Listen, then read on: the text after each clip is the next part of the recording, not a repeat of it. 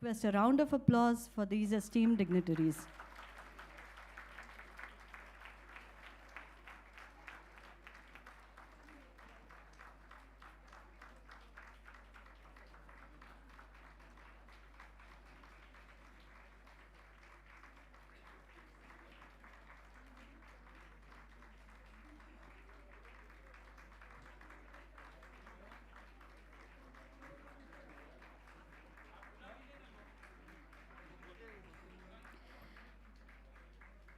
Namaskar and good afternoon to all the esteemed dignitaries, delegates from G20 countries,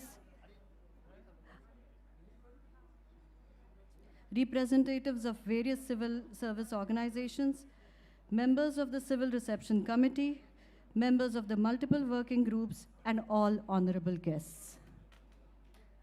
A heartfelt pranam to everybody on the stage.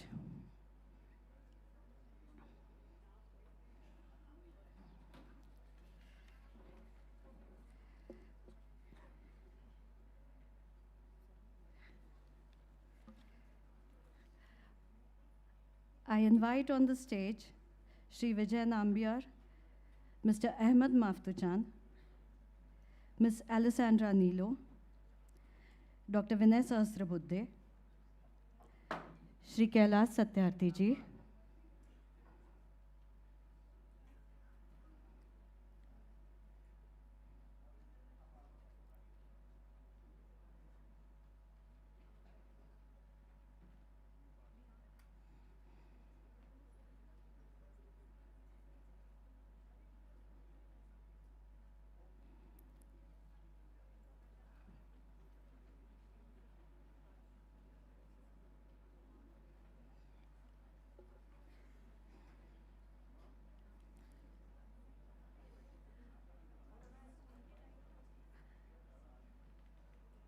on behalf of our vibrant, wonderful city of Nagpur, I, Medha Dikshit, welcome this August gathering to the Inception Conference of the C20 2023. Ayam Nijaha Paro Veti Gananama Laghu Chetasam Udara Charitanantu Vasuteva Kutumbakam. The wise believe that the entire world is a family. One earth, one family, and one future. This adage is the keystone of the entire G20 summit under the Indian presidency. As one of the official engagement groups of the G20, the C20, or the Civil 20 as it's known, is a platform for all national and international civil society organizations to give a voice to people's aspirations and provide agency to the various causes under its ambit. You are the light. This is the Indian motto of C20 2023. This focuses on issues that include education, health, environment, technology, and seva, that is service above all. These are issues with a priority, as they touch the daily lives of the common people and thus need emergent, dynamic solutions. The Inception Conference over the next 2 days will emphasize these issues of socio-economic importance and work together to give Vasudhaiva Kutumbakam its true meaning and conclusion.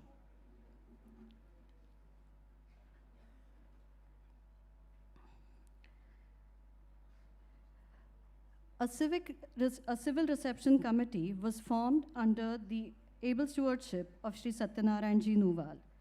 Esteemed members of this committee are also here with us today. I thank them for their presence here.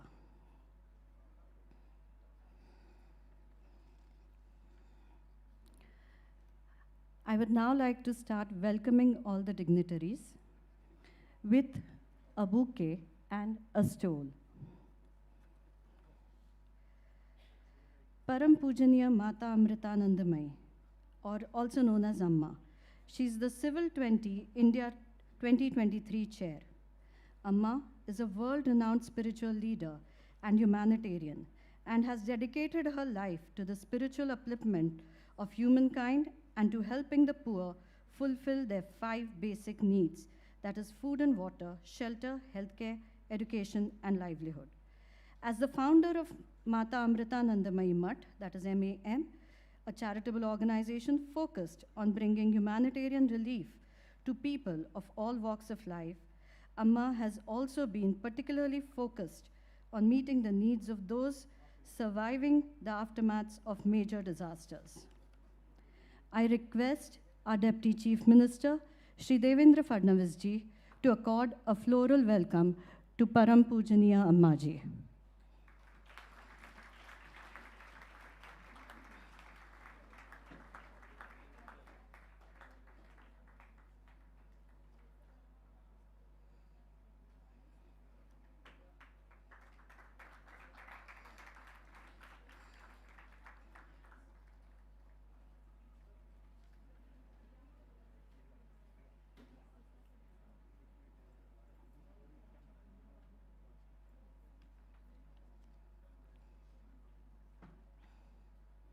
Thank you so much, sir.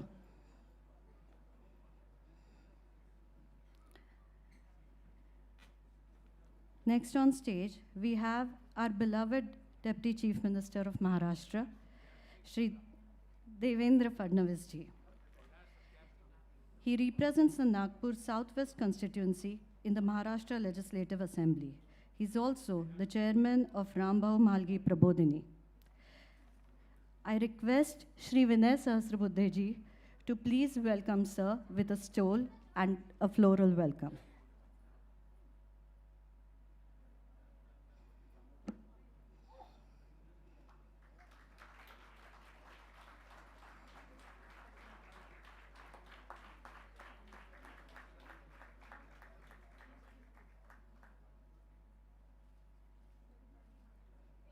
Thank you, Dr. Vinay ji. Our next esteemed guest is Shri A. Maftuchan. He is the Executive Director of Perukumpalam Prakarsa, an institution for research and policy advocacy, a think and do tank based on civil society organizations in Jakarta, Indonesia.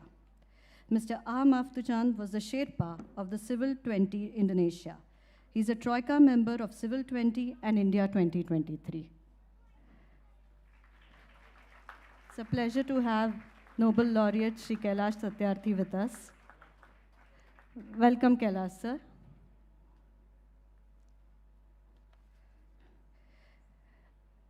I request Sherpa Shri Vijay Nambiar ji to please welcome Mr. A. Maftuchan.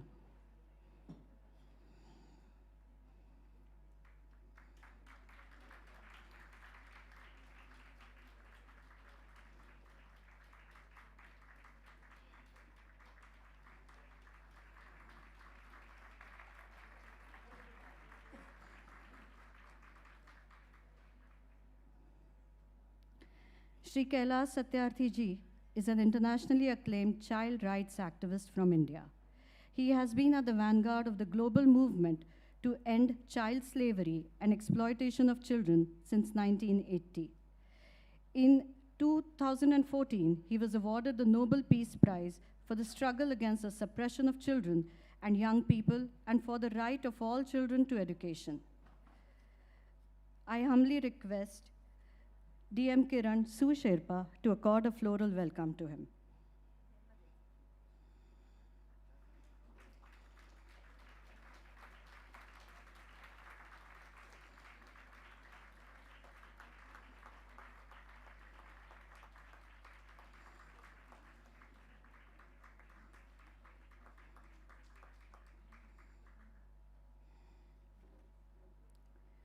Ms. Alessandra Nilo is a journalist, film director, and screenwriter with an academic specialization in communication and health.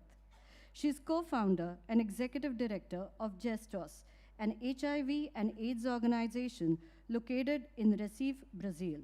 She is a Troika member of Civil 20 India 2023. I request Shri Swadesh Singh ji, Sous-Sherpa, to please accord her a floral welcome.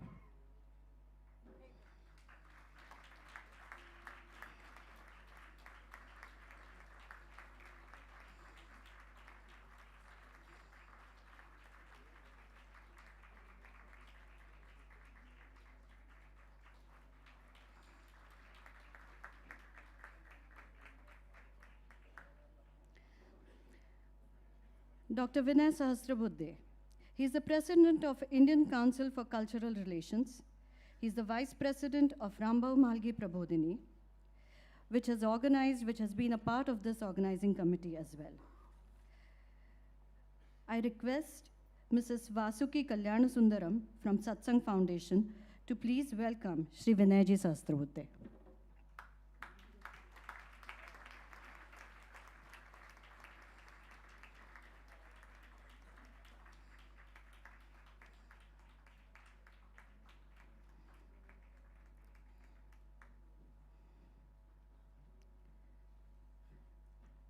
Thank you, ma'am. Mananiya Nivedita Tai Bhede. She is the All India Vice President of Vivekananda Kendra, Kanyakumari. She has written over 15 books, presented papers in national and international seminars, given lectures in prestigious organizations like the IITs and other universities.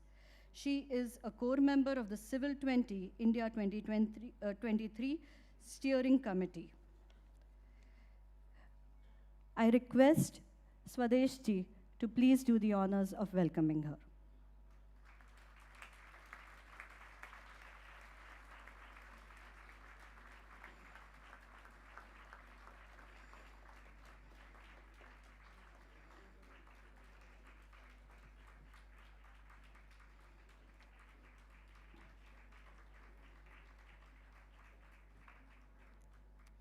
Thank you so much.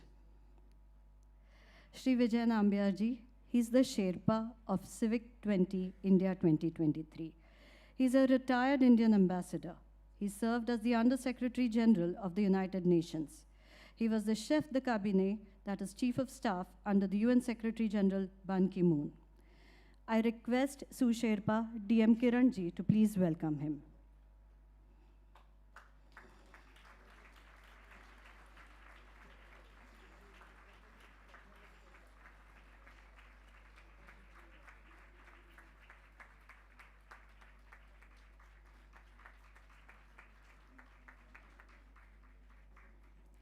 Thank you, everyone.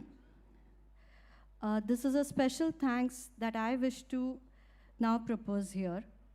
I want to thank the Deputy CM, Mr. Devendra Fadnavis ji, for ensuring that Nagpur was bedded so beautifully to welcome all our esteemed guests.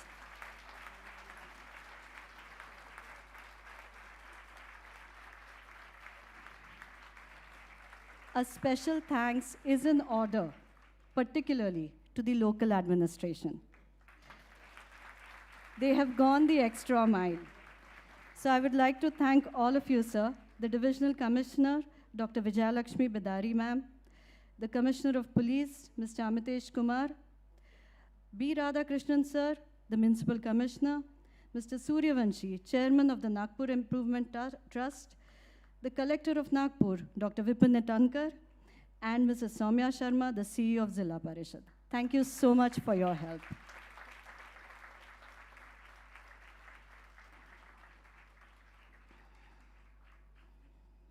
To take the proceedings further, I now invite Shri Vijay Nambiar ji, the Sherpa of C20, for his welcome address.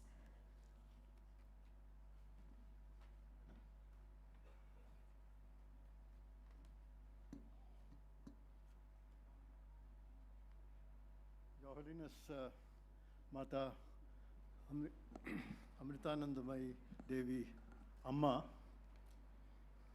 Your Excellency Shriyut Devendra Fadnavis ji, Your Excellency Dr. Kailash Satyarthi, Nobel Prize winner,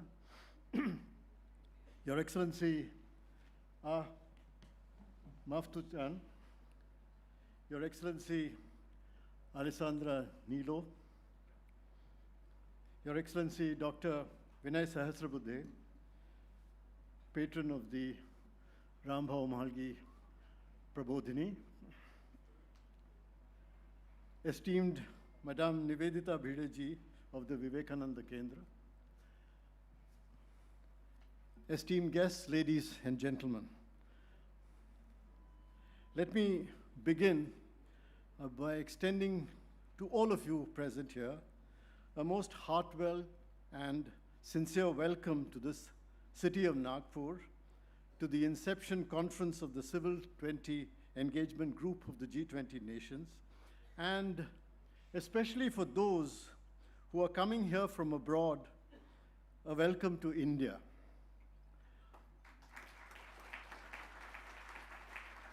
I hope that your stay in incredible India at this stage of what is described as its Amrit Kal will be an unforgettable experience. We are meeting here as a grouping of civil society, which is a sphere that nurtures and sustains communities and fortifies their relationships with each other. Civil society is located between the state and the market and consists of institutions that, whilst not preventing the state from fulfilling its role as keeper of peace and arbiter between the various interests of society, has the strength to transcend the state and prevent it from atomizing society. Civil society organizations are seen as the crucial agency for bringing public accountability and participatory government. Their role is to make states more responsive, to make society more participative, and to redefine the developmental policies of the state to be more inclusive, as well as to build a larger consensus on social goals. Civil society plays a key role in maintaining social cohesion and building social capital. It reflects the rooted values and interests of the community while also becoming key sources of social innovation.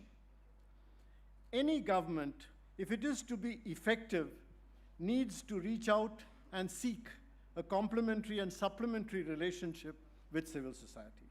And any society, to be truly productive, must work in a kind of partnership with the state. This kind of constructive relationship is most apparent during times of national emergencies and natural disasters, be they the recent pandemic or earthquakes and tsunamis, where the interventions of government have been successful only with the proper engagement of civil society organizations. CSOs thus work as a bridge between governments and the public. As chair of the C20, Amma exemplifies a vision of civil society where the individual and family, as well as society, markets, and the state, understand their respective roles in a new light, where each works not in competition or conflict with each other, but rather to supplement the other in pursuit of overall harmony.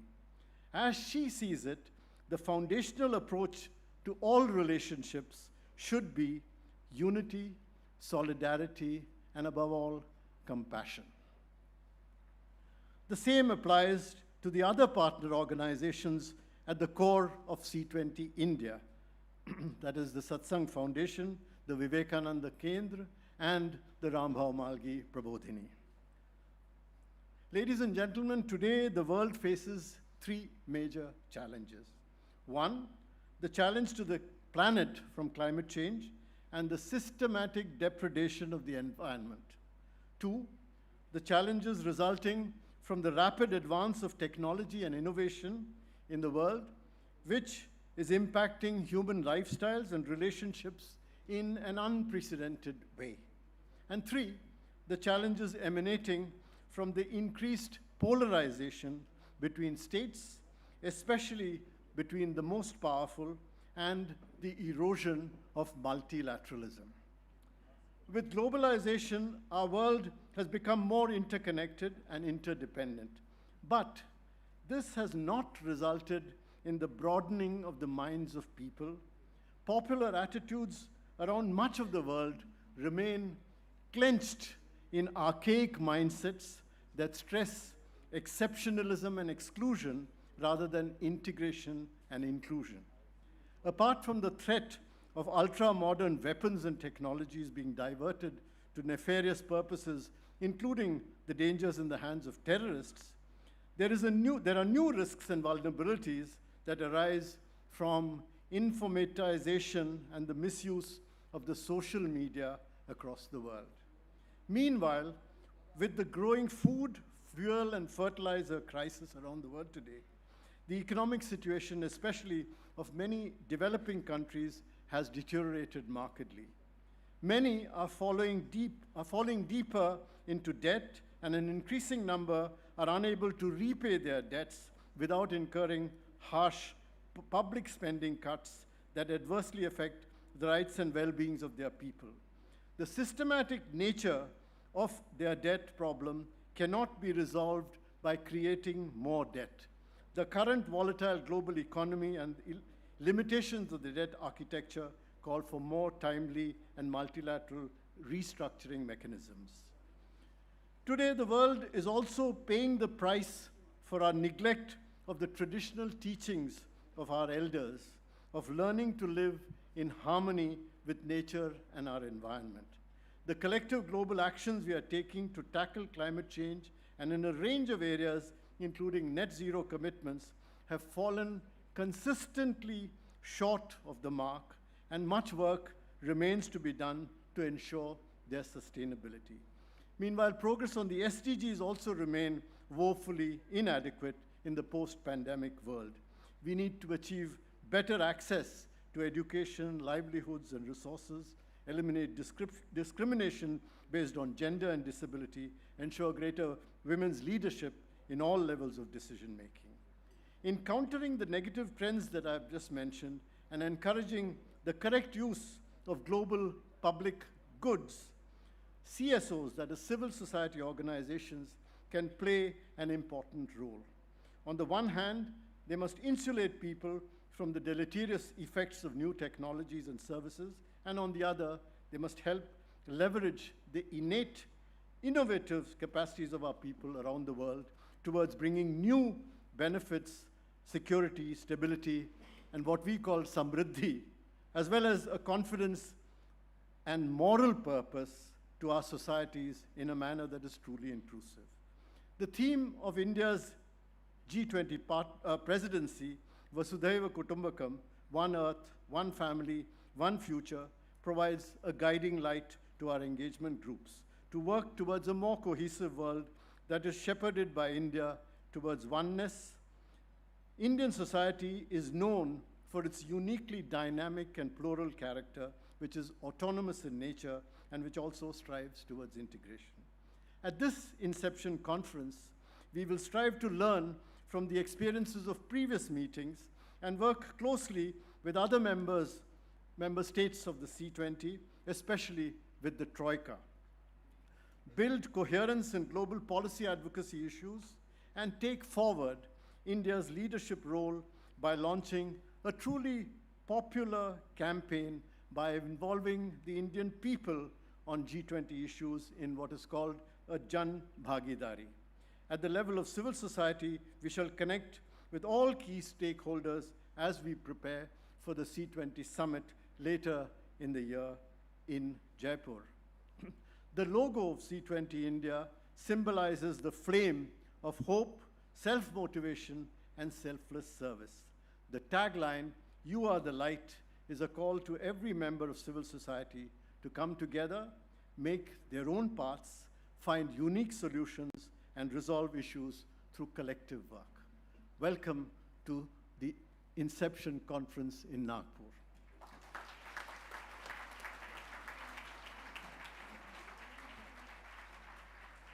Thank you so much, sir. After the welcome, we now proceed to mark the auspicious start by lighting the traditional lamp. I would like to request all the dignitaries to please proceed towards lighting the lamp.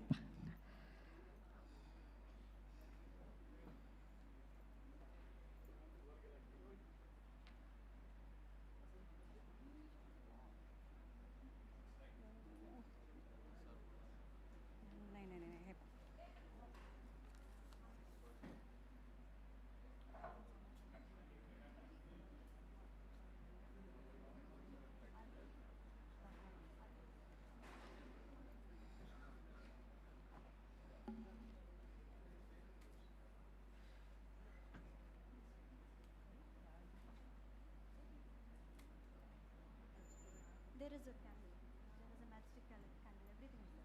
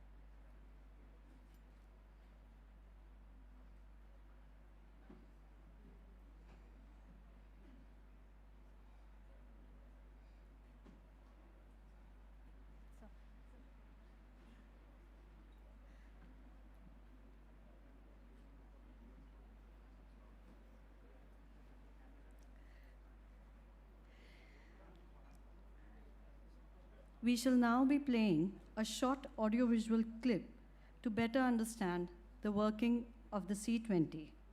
I request the AV team to please display this clip. Namaskar. Om Sarve Bhavantu.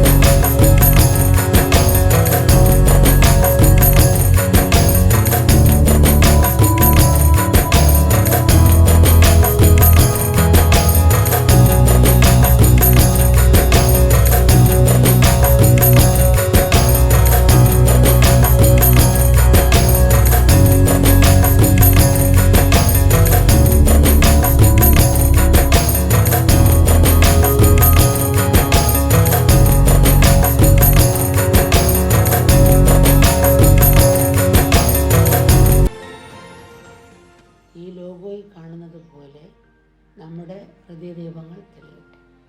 അത് ലോകത്തിനും സകല ധരാതകൾക്കും പ്രകാശം ചൊരിയട്ടെ എന്ന് അമ്മ പരമാത്മാവിൽ സമർപ്പിക്കും.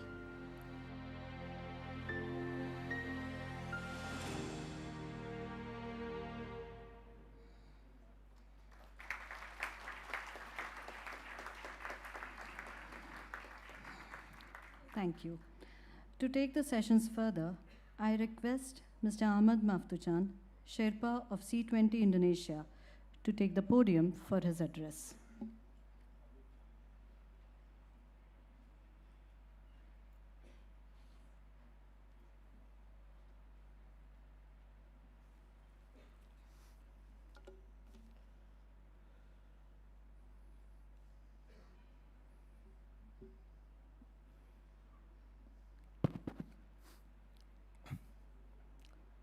Namaskar. To Holiness Amma, Chair of C20 India Presidency 2023. Dear Troika member, Ambassador Swamiji, Alessandra, Nilo from Questos, Brazil, the previous C20 Sherpa of Italy 2021, Excellency Riccardo Moro, dear Sherpa of C20 India 2023, Ambassador Vijay Nambiar, Sous-Sherpa of C20 India 2023, Swadesh Ji and Kiranji, dear Steering Committee of C20 India 2023 and International Advisory Committee, as well as dear Coordinator of Working Group C20 India 2023. Dear civil society leader across the globe, dear G20 India representative, dear local government representative, and all participants here. First of all, I would like to say congratulations, big congratulations to C20 India Presidency 2023 for hosting very good Inception meeting in Nagpur today and tomorrow.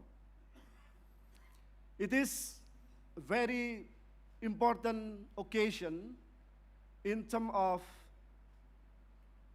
civil society organization across the globe gathering, discussing, engaging with all development actors to produce innovative ideas, to produce a concrete recommendation, and to produce the spirit of togetherness, the spirit to contribute to solve the current global problem. During Indonesia Presidency 2022, I'm as Sherpa work closely also to all of you, and I must say that we achieve a lot of progress. It is because your excellent contribution. Some achievement that we made during Indonesia Presidency, for example, our proposal on inclusive labor market for persons with disability recognized officially in the G20 leader declaration. So we must following the consensus of inclusive labor market for persons with disability running in the implementation at least in G20 member countries. And thank you so much, the working group of disability and gender equality continuing during C20 India presidency. So applause to India as well as to Indonesia, to Italy and other colleagues that already make it some progress in our advocacy work. The second thing is about the second achievement that I need to share with you is about pandemic fund. The pandemic fund is collecting fund from G20 member countries and beyond to prepare and to respond a pandemic. And we as civil society organization propose the governing body of pandemic fund must inclusive in participation way that able for civil society organization sit in the governing body. And once again, it is officially recognized in the declaration of G20 leader. And some achievement. What I'm saying is about how we as a civil society organization more confident, more optimistic, that we have an opportunity to contribute to solve the global problem today. So, to making our contribution more and more and more, I call to you all as a CSO leader across the globe to strengthen our engagement with a G20 leaders, with G20 working group, not only with G20 presidency, but also with all G20 member countries. If you going back to your home, please discuss with your G20 representative. Bring our ideas, bring our policy recommendation, so we can manage our expectation through G20 advocacy this year and for the next year and the next year. Lastly, as a Troika of C20 India 2023, I'm committed to work with you all to bring our lesson learned, to bring our experiences, and please, we use the C20 India tagline, "You are the light," as our spirit. It is a very good tagline, and humbly, it is reflect also of the continuity and sustainability, because during Indonesia C20 presidency, we use tagline, "You are heard." So after you are heard, you are the light. It is a very good message that we must bring together to all society, that we will become one earth, one family, one future. That's all from my side. Apologize if any inconvenience. Om Santi Santi Om.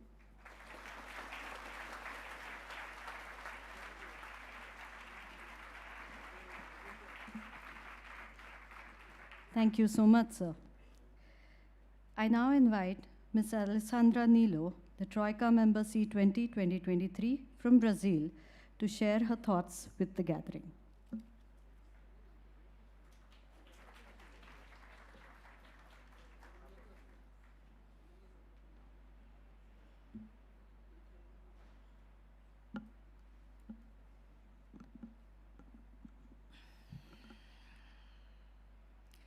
Obrigada, which is thank you in Portuguese. Namaste, Holiness Amma, dear Ambassador Vijay, Troika and International Steering Committee members, and all honorable panelists.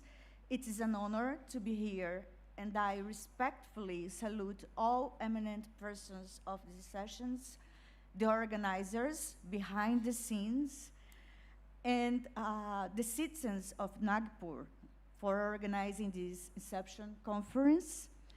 And I thank you, the presence of the all audience here. And also, I would like to thank you for warmly welcome all of us from C20, particularly from international community in India I really feel embraced by your love and attention. Thank you very much. As it was said, our work as civil society is extremely important for the present and the future of humanity. Yes, we are the light. And since the beginning of the C20 process, global and local organized civil society have suggested several ways of addressing the world's challenges and shortfalls. We must also always remember that together the G20 countries could solve most of the challenges we face. It is a fact that we reached a tipping point in history with humanity sickened by hunger, extreme poverty, and with our planet suffering from the excess of the greed and from the lack of solidarity and lack of compassion that adult and young people in many places while we are talking here are facing the horrible, for me this is a horrible feeling of hopeless. And that's why we are here, to show that our civilization path can be different and that the world can be a fair place to live in. So through C20 process, we have been working tireless to put forward solutions such as those presented this morning by the working groups, aiming to defend public goods and the nature, and most of all, putting forward recommendations to implement our dream, but not only our dream, our right to one day to live in a more symmetric society without this insulting economic inequality we see between the G20 countries and within the G20 countries. So our role as civil society organizations for C20 is to engage and meet with G20 ministers and Sherpas year after year to show that we don't lack solutions or formal commitment. There are no lack of financial resources capable of solving our pressing problems, including the climate emergency and this unacceptable level of inequality before us. In the past decade, the G20 countries have signed many progressive commitments in multilateral bodies, agreeing on solutions to enhance the North-South cooperation, to eradicate poverty and hunger, to promote gender equality, to guarantee access to education, to health, including to sexual reproductive health and rights to all people. They committed to implement right-based approaches while in protecting the environment. They agree on defending science, including through transfer of technology, and after all, they committed to ensure that our rights will fit in their public budgets. So it is concerning that at this moment, with the SDGs commitments, Paris Climate Agreement, Addis Ababa Action Agenda, Busan Platform, have either been ignored or slowly implemented.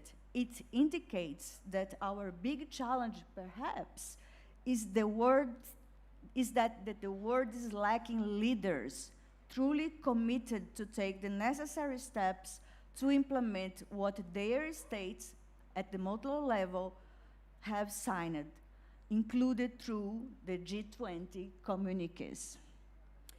So perhaps before new agreements and new communiques, we need to implement what was agreed. So implementation is the key word for us. For that, it's key to remind G20 that effective responses to lead us to a life with dignity we deserve will only be possible with the meaningful engagement of an independent and proactive civil society.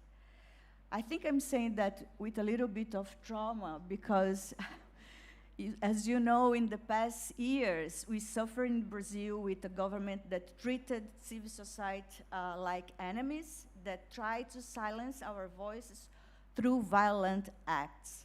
We are happy that this repressive government was not re-elected because we know from evidence that peace, harmony, social justice can only be achieved through truly democratic systems. Finally, I would like to say that I really hope that the C20's recommendations will inspire the G20 leaders to use their political weight and finance structures to try and revert the multiple crises we face, which require urgent and bold response. We hope that by some of the proposals are related to review the outcome of public-private partnerships and private finance first approach. We need to strengthen the international cooperation for universal social protection and climate resilience by comprehensively addressing tax havens, implementing wealth tax and digital tax, tackling tax abuse by multinational corporations and other illicit financial flows through a universal intergovernmental process, particularly supporting the UN Tax Convention. We also would like to see a public credit rating agency created to counterbalance the oligopoly power of the current state of player in this sector. To conclude, I would like to reaffirm my hope in these recommendations that we put forward and my faith in our collaborative work, because only together can the global civil society move the G20 countries towards a new finance architecture that works for all people and for the planet, using the current technology and financial resources to build a democratic, peaceful, and sustainable world where no one is left behind, as stated by the 2030 Agenda. As a member of the C20 Troika, I have an immense responsibility in contributing to the work in India, while paving the way to the C20 process in Brazil next year. So please also receive our love, and knowing that together with the Brazilian Association of NGOs, ABONG, present here, Justice will be looking forward to meeting all of you next year in Brazil. Thank you very much.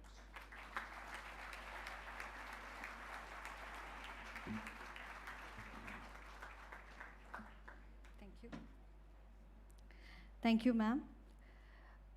I take this time on stage to thank our Civil Reception Committee members, Shri Satyanarayan Ji Nuwal, Shri V.M. Deshpande, Advocate, Raje Madhoji Bhosle, Shri Rahul Pandey, Dr. Madhusudan Penna, Dr. Prakash Dev, Dr. Chandrasekhar Meshram, Dr. Murlidhar Chandekar, Mr. Samir Bendre, Mr. Girish Gandhi, Shri Kumar Kare, Dr. Manisha Kothekar, Mr. Vijay Barse, Shri Arvind Kukde, Shri Ravindra Bokare, Shri Vivek Ranade, Shri Chandu Pendke, Dr. Rohini Patil, Shri Vilas Manekar, Shri Sachin Jagirdar, Advocate Sunil Manohar, Advocate Parijat Pandey, Advocate Anand Deshpande, Advocate Nandesh Deshpande, Shri Ajay Sancheti, Shri Arun Lakhani, Shri Sunil Deshpande, Shri Ganeshji Shete, Shri Kshitiji Gupta, Shri Parikshit Zavde, and Shri Rajeshji Loya. Thank you so much for your cooperation, everyone.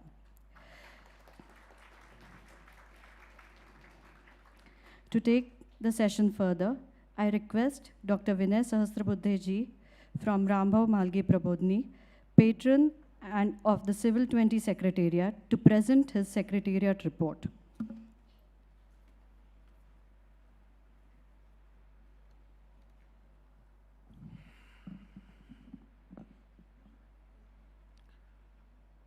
Her Holiness, Pujya Mata Amritanandamayi Devi ji, our beloved Amma, the most popular and successful Deputy Chief Minister of the state of Maharashtra, and more importantly, the President of Rambhav Mahagi Prabodhini, our Chairman, Shri Devendra Fadnavis ji, Nobel Laureate amongst us, the very well-known social worker, Shri Kailash Satyarthi ji, our Sherpa for C20, Ambassador Vijay Nambiar ji. Our friend from Indonesia, Sherpa of C20, Maftuchan, Ahmad Maftuchan, but he is popularly known as Maftuchan. So, am I correct? Right. And the person who is later on going to take over from India, our friend from Brazil, whom we just now heard before me, Miss Alessandra Nilo, who is currently the member of the Troika, well-known social worker, and who is leading the Vivekananda Kendra, Madam Bhideji, Nivedita Bhideji, also present in this hall amongst us, our two deputy Sherpas, which are known as Sous-Sherpas, my friend Swadesh and DM Kiranji, all the senior officials of the government here who have been relentlessly supporting all our efforts, making this C20 meeting a great success. I need not name them, all of them, and without their cooperation, this would not have been possible. So I must acknowledge and welcome all of them to this particular function today. All others, and especially those who are not amongst us, which means the most well-known spiritual leader, Shri M, whose message, of course, is going to reach us later on virtually, and all those who have been supporting the C20, which, as the Prime Minister Narendra Modi has envisaged, has contributed in making G20 a public movement, not just a government activity kind of. Namaskar to all of you. थोड्या वेळापूर्वी मी माता अमृतानंदमयी देवीजींना भेटलो, त्यावेळी मी त्यांना असं म्हटलं की तुमचं वैशिष्ट्य असं आहे की तुम्ही तुमच्या भाषेतून बोलता. स्वराज्य, स्वाधीनता, स्वतंत्र या सगळ्यात स्व महत्त्वाचं आहे. आणि माताजी नेहमी स्वभाषेतून बोलतात, त्यामुळे मला असं वाटलं की मी देखील माझ्या भाषेतून तुमच्याशी सुरुवातीला 2 वाक्य बोललो पाहिजे. आणि नागपूरची ही भूमी या स्व संकल्पनेशी जोडलेली आहे. आपल्याला माहिती आहे की जगातली सगळ्यात मोठी स्वयंसेवी चळवळ ही नागपूरमध्ये सुरू झाली आणि नागपूर हीच ती भूमी आहे जी डॉक्टर बाबासाहेब आंबेडकरांच्या दीक्षाभूमीची देखील एक पवित्र भूमी आहे. आणि त्यामुळे सर्व नागपूरकरांच्या प्रेमाने इथे आलेले सगळेजण भारावून गेले आहेत. त्या सर्व नागपूरकरांना, आमच्या सर्व स्वागत समिती सदस्यांना मी मनापासून धन्यवाद देतो, अभिवादन करतो. Friends, when this C20 is happening over here, let me also give you some data about who all are attending, participating this particular conference. There are total 357 delegates today, including the members of the International Advisory Committee, the Steering Committee. Also, the total number of countries that are represented, which goes much beyond 20. 26 countries are represented here. And the total number of international delegates is also over 113. So, this really makes a Vasudhaiva Kutumbakam in real sense of the term. The C20 Secretariat, Rambhau Mahargi Prabodhini took over, and it was in October 2022 that Mata Amritanandamayi Devi ji, Amma, the founder of the Mata Amritanandamayi Mutt, accepted our request and shouldered the responsibility of C20 India chair. We had various consultations thereafter with hundreds of voluntary organizations, popularly known as NGOs, in the development sector, both in person and in online format. We also studied the policy packs and communique of the previous C20 held in different countries. The last 4 C20 summits, I'm sure all of you are aware, took place in Indonesia, Saudi Arabia, Italy, and Japan. There is a process for Secretariat which we followed, and finally, the Secretariat was transferred to India after various rounds of meetings, consultations, discussions with different C20 countries and C20 Indonesia Secretariat as well. On the basis of the extensive consultations, the organization structure of C20 India was given a final shape. As part of the organization structure, a steering committee and an international advisory committee were formed. The SC and IAC comprises Indian members as well as a good number of international members. The inaugural ceremony of C20 India was held in an online format on the 16th of January 2023 under the chairmanship of Mata Amritanandamayi Devi ji.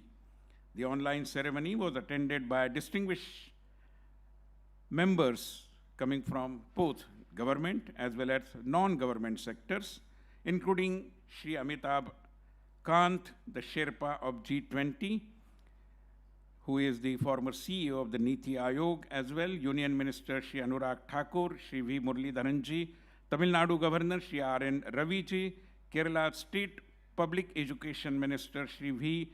Sivang Kutti, and Kerala Member of Parliament, author Shri Shashi Tharoorji, and several others. We conducted a Google survey because, as it happens, C20 is the people's movement, and therefore popular opinion dominates our thinking ideally. And therefore we conducted a Google survey to identify priority issues for India and the globe as well. More than 1,000 voluntary organizations participated in this Google survey. On the basis of the responses in this particular survey, we have decided to form 14 working groups. The themes of the 14 working groups, let me read the entire list. It's a very extensive list. The first one is integrated holistic health, mind, body, and environment. Second one, sustainability and resilient communities, climate environment, and net zero target. Third, education and digital transformation.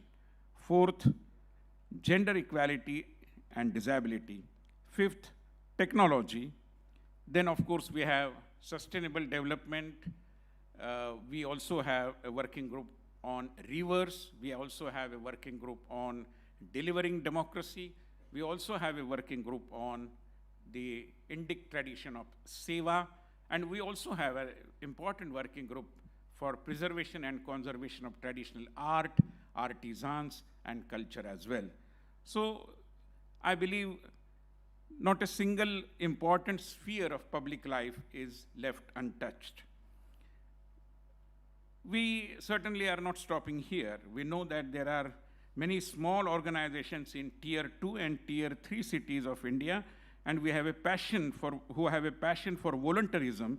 And in order to ensure their participation, we have provided forums like, for example, there are several chaupals that are happening, people coming together, discussing the issues, giving their recommendations.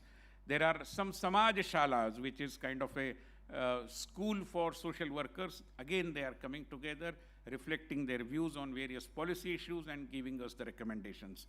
So all this will continue to happen from now onwards in a more profound manner. And by the end of July, I'm sure all the working groups would be completing their deliberations. And in the month of July, when we meet in Jaipur, the final outcome will be given some shape through some kind of policy packs, which eventually will go to the G20, and they would look into whatever we have recommended. So this is going to be the procedure forward. Lastly, what is the importance of C20 being held in India? As all of us are aware, in India we have been believing in the concept of autonomous society. In today's language, as our Prime Minister Narendra Modi ji has been very eloquently stating it, Atmanirbharata. And therefore, for autonomous society, we require autonomous efforts, efforts coming from the people without any help and the expectation from the government. And therefore, the true kind of voluntarism is something perhaps which will help the entire NGO movement, or more importantly, the voluntary movement of the globe. And certainly the deliberations in all these working groups will show us some light how to move towards that. In a way, during the last over a century, the global community has participated, witnessed, given some impetus to what is known as right-based discourse. Now it is the time to move towards duty-based discourse via compassion and empathy, which are essentially Indian values. I believe the spirit of voluntarism in the Indian context is the sense of indebtedness, that I belong to the society and I owe to the society, and I believe this is going to be the important key features of the deliberations in the days to come.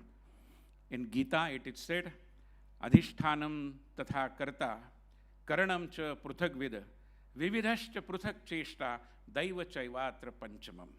So the adhishthan, which is the foundational value that we require, or a set of values, I believe they come from our traditional Indian thinking, and I'm sure that is going to add a new dimension to the discourse about voluntarism or the civil society. Friends, the previous conference was held in Indonesia. Indonesia is to our east, and the next conference is going to be held in Brazil. Brazil is to our west. But India is in the middle, and under the leadership of Prime Minister Narendra Modi, I'm sure we are going to move towards the best. Thank you very much.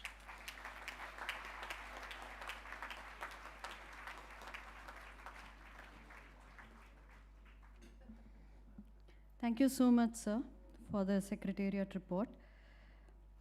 I now request our Deputy Chief Minister, Shri Devendra Fadnavis ji, Chairman of Ramgaon Mahalgi Prabodhini, to please address the gathering.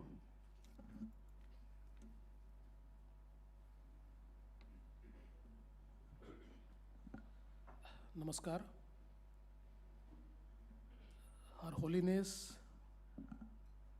Param Pujaniya Amma, Mata Amritanandamayi Mataji, Nobel Laureate, Kailash Satyarthi ji, all the esteemed dignitaries on the dais, all the delegates who are members of our extended global family, welcome to the city of Nagpur, which is your home in India.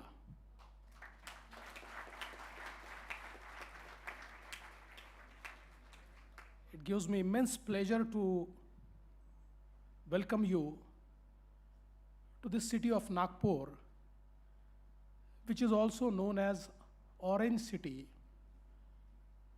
because of very sweet oranges which this city offers. And also, it is known as the city of 0 mile. It is a city from where the great trigonometric survey to create the real milestones in Asia was started. This city is also tiger capital of India. I hope that some of you would visit a few national parks and would be able to interact with the tigers.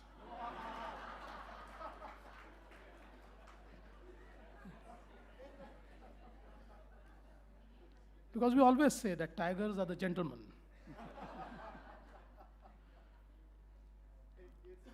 But I must also say that this city has always been epicenter of social change. As rightly told by Dr. Vinay Sahasrabuddhe, architect of Indian Constitution, Dr. Babasaheb Ambedkar, Bharat Ratna Dr. Babasaheb Ambedkar, he embraced Buddhism with hundreds and thousands of people in the city of Nagpur. And all of us know Buddhism means non-violence. Buddhism means peace. Buddhism means love. This is a city where the largest social organization of world, RSS, started its first shakha. And today, we can witness 200,000 social service works being done by the organization. It is a city of Rashtrasant Tukadoji Maharaj, who has written Grama Gita, which says that every small community in the village can be self-sufficient, and he has given the mantra of self-sufficiency. This is the area of Santa Gadge Baba, who started the mission of cleanliness, making every society clean. It is the area of Baba Amte,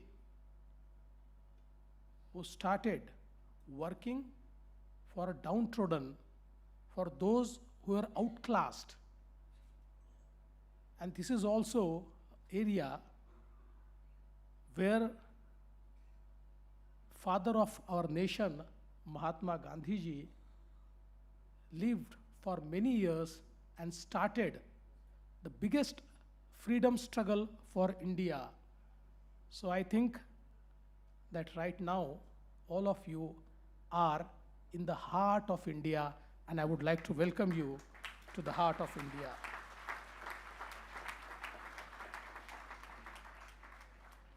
I'm very happy that Mata Amritanandamayi ji, our Amma, is chairing this C20. Her work for the society is commendable, and moreover, she is not just by title Amma, but she is a real mother who cares for every single person in the society. The amount of work Amma has done in India and globally, I think that makes her entitled for being called Global Mother. Thank you, Amma, for being the chair.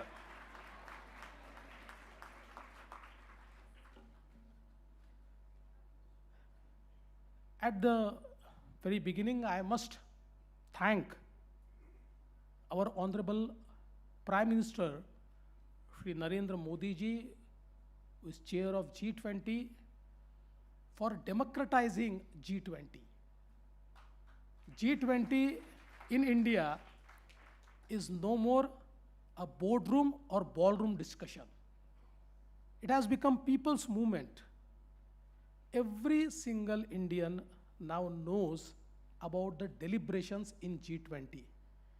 And I think all these global forums, they require such a democratization, because the boardroom discussions are important, but at the same time, those discussions should become people's movement.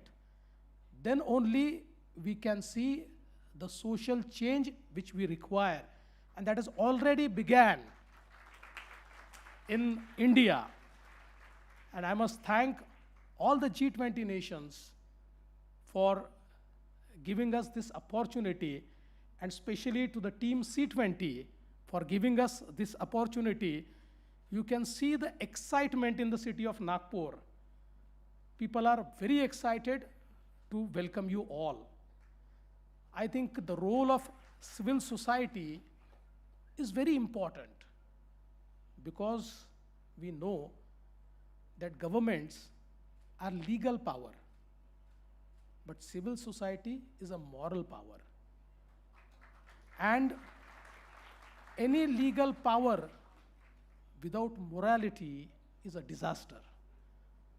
So I think that in any society, any community, any country, any nation, we need to have a very robust ecosystem for the civil society so that the last man's voice is heard by the government. There may be instances where government may disagree, but as rightly said, everyone should be heard. And if we need everyone to be heard, it is only civil society who can make it happen. And now, when we say that one earth, one family, one future, when we talk about sustainability, in the talk of sustainability, most important is the rights of the last man of the society. Because we have seen after globalization, we have come closer, but at the same time, our problems have changed dimensions. But this globalization, if taken in the right direction, and as rightly said, if we act as one family, Vasudhaiva Kutumbakam is one family. If we consider entire globe as one family, I think that the issue of sustainability, which we need to address today and right now, will be part of our action and not just part of our talk. And that is why I think that the role of civil society in this globalized world is to make it feel that we are one family and we have one future. If we do not act now, everybody, whether the richest person on the earth or whether the person who has nothing, everybody is going to suffer. And I think in the Indian ethos, we have always said, Tena taktena bhunjita, which is consumption with restraint. And that is, I think, moral of the day, that is a motto of the day, that is a buzzword of the day. We need to restrain ourselves. Consumption has always been human tendency, but when consumption leads to destruction, I think it is time to act. And it is only the civil society and its moral power which can make the governments and the communities act so that we exercise the restraint on our consumption. I think in this C20 Inception meeting, all the different topics which will be deliberated will come out with ideas and solutions which will be very useful for the world to become a good place to live, to become sustainable. In the end, I would just like to say, Naneshwar Maharaj, he said, Duritanse timira jaho, Vishwasva dharma surya paho, Jose vanchila tote laho, prani zata. This is the Indian ethos, which means, may the darkness of sin disappear, may the world see the rising sun of righteousness, and may the desires of all creatures be fulfilled. I think that is the idea. Let us think for everyone. Let us think for every creature Let us think for entire globe and we'll make it a better place to live. Thank you once again. I welcome you to the city of Nagpur. May this C20 be a great success. Thank you. Jai Hind, Jai Maharashtra.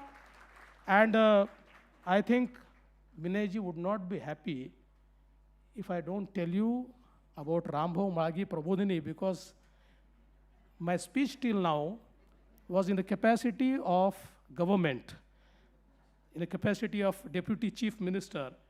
But I must tell you that Rambhav Magi Prabodhini, which is sharing the responsibility of organizing this C20 summit, it is an organization which has been given a consultative organization status by United Nations.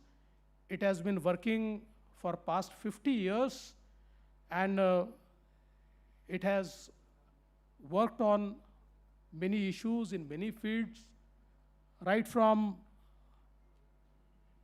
the situation of Afghanistan up to various tragedies which have happened in the country and globally. Everywhere, Rambhav Magi Prabodhini has sent its team. They have come out with reports. It is also one of the unique organizations which works for empowering the democratic leadership. And I think there are many things which in the course of this summit, they will reach you, they will come to you in form of a booklet. And on behalf of Rambhav Magi Prabodhini as well, I welcome you all. Thank you. Jai Hind.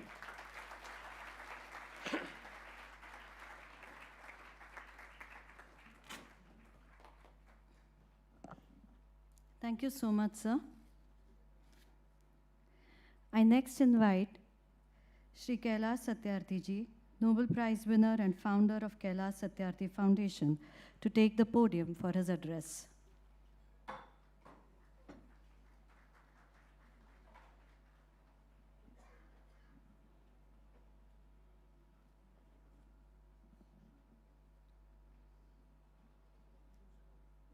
Your Holiness, dear Amma, Fadnavis ji has already said that she is global mother. So what should I say to her? Mother of love, mother of kindness, mother of compassion.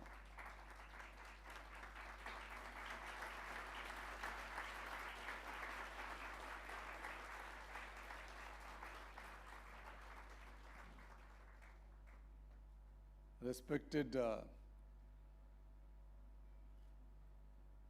Devendra ji,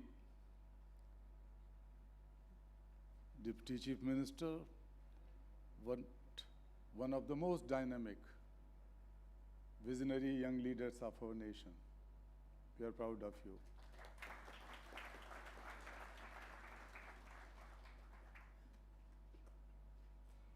All the Sherpas, from the middle, from the east, from the west.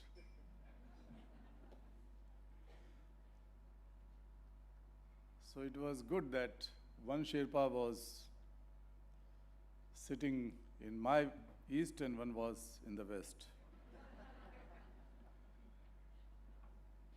C20 Sherpas. Dear sisters and brothers, this is a very special day. This is the day of creation of a new history from Nagpur. All of you, or many of you, might know about the proceedings, formats, deliberations of C20s in the past.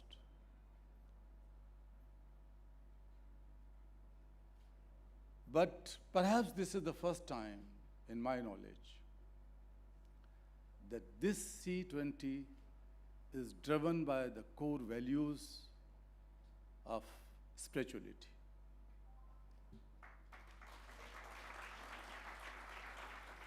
And spirituality does not mean any religion. It is the driving force, the soul of universal humanity. When we say Vasudhaiva Kutumbakam, when we say one earth, one family, one future, they are not simply slogans. Each word has a deeper philosophy and the roots in spirituality. Friends, you come from different parts of the world. Not only 20, but 26 countries.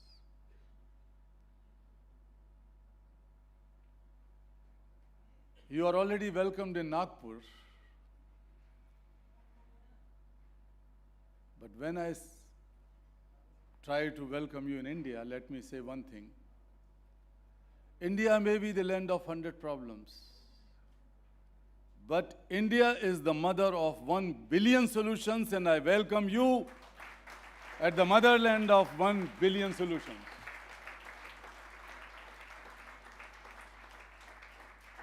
And that is something which is already flowing, radiating on your faces, in your eyes.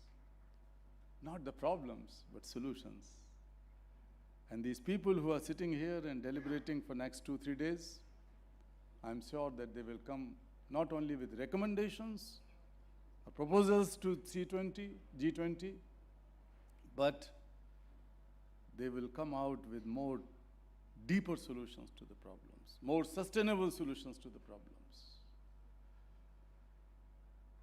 This is very timely because world is passing through the age of compounded crisis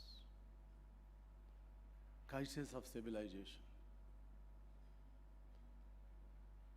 We can also say that we are also facing complexity and competitions among the priorities and issues which has to be taken up. Health or education or ecology or gender equality. What should be the priority? And they are competing issues. When it comes to budgetary allocations of the governments and when it comes to ODA support, demand, not only among the governments but also in the civil society. And therefore, we also observe, we see that there is a competition among the civil society organizations on various issues. But one thing is very clear, that when I call you as the leaders of civil society,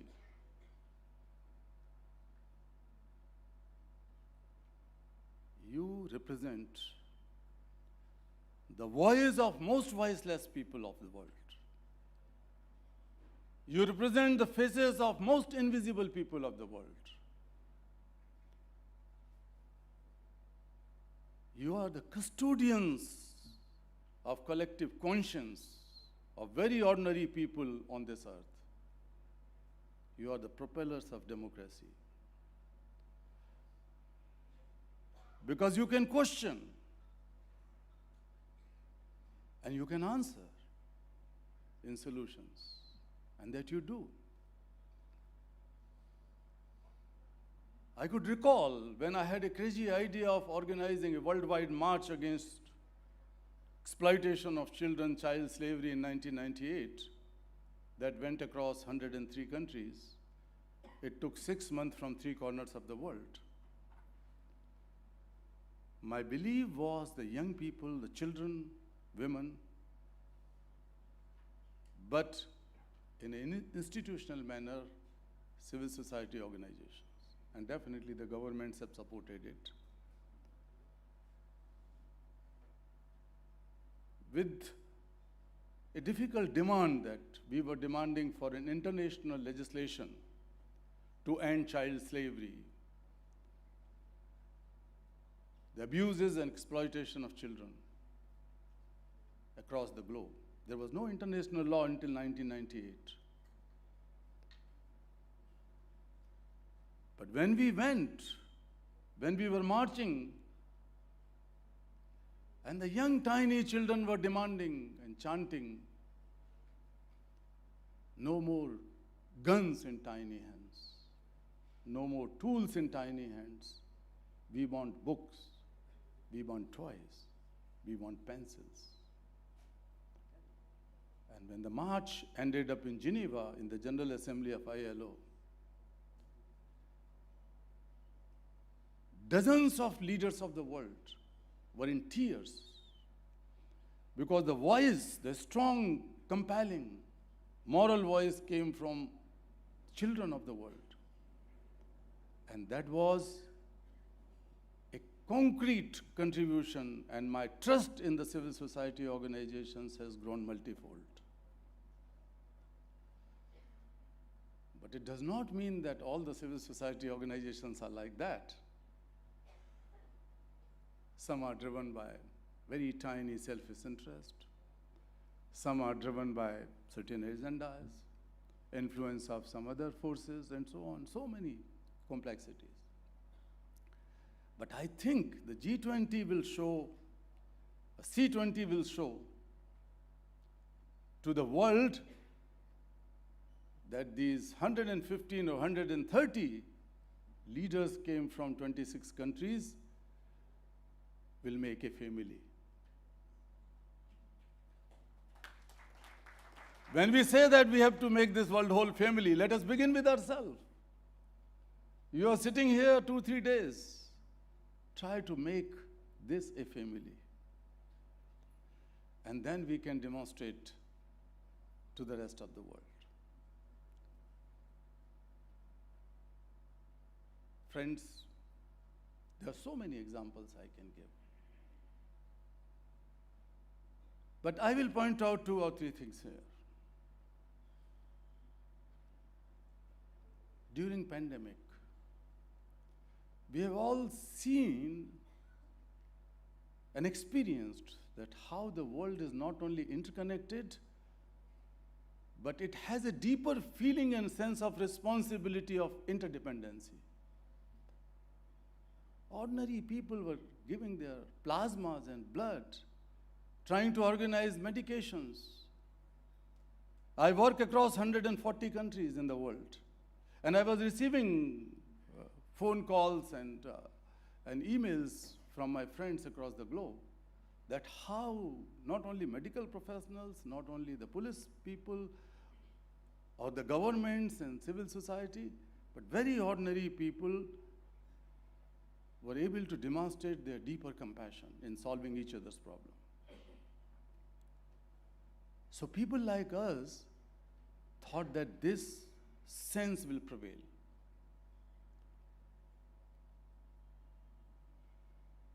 But unfortunately, this is not happening. And this is a big challenge. And this is a reason to introspect. The rich countries of the world have created a fund. I'm not talking about that fund which has been established by the G20. I'm talking about G7 plus 1 or 2 more. $11 trillion money has been allocated under the title of Global Agenda of Action for COVID-19. That was not for vaccines, medications, not health front, but the revival of economy in needy countries, primarily, but also in other countries, low-income countries and least developed countries. $11 trillion.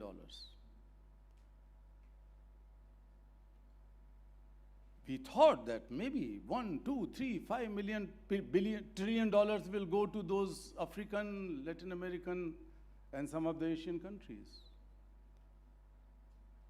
But many of you will surprised to know that only 0.13% of these $11 trillion, not even 0.5%, not 1%, just 0.13% have been allocated to the poor people, the marginalized people of low-income countries. This is the challenge when we talk of making this world a one family. We have to address some of these economic injustices, political injustice in the global society. We Indians believe in the philosophy of inclusion. Our DNA is driven by inclusion, as you pointed out. Exclusivity makes us static. But inclusion creates dynamism.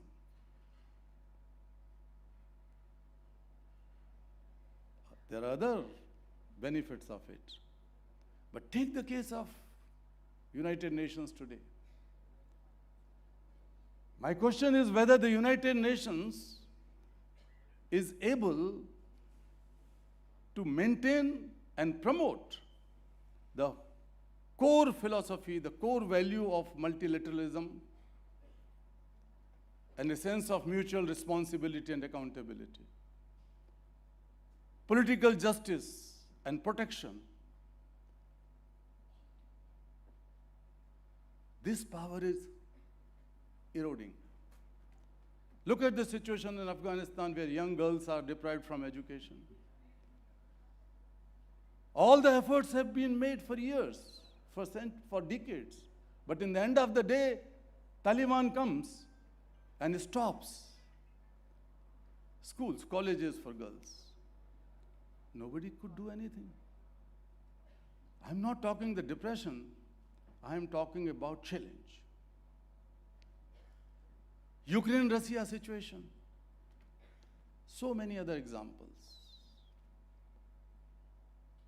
We need a more inclusive, more dynamic United Nations. That means more inclusive Security Council.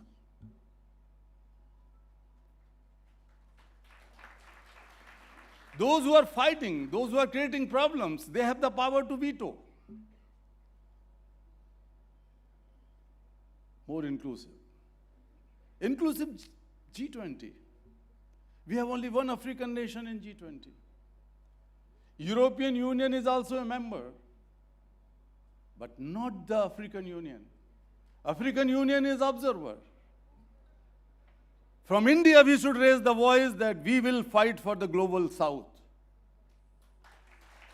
We Indians will stand for the global South under the leadership of our Prime Minister. This is the time to raise the strong voice and advocate for the justice and representation of global South. And that should emerge from this G20 to begin with C20.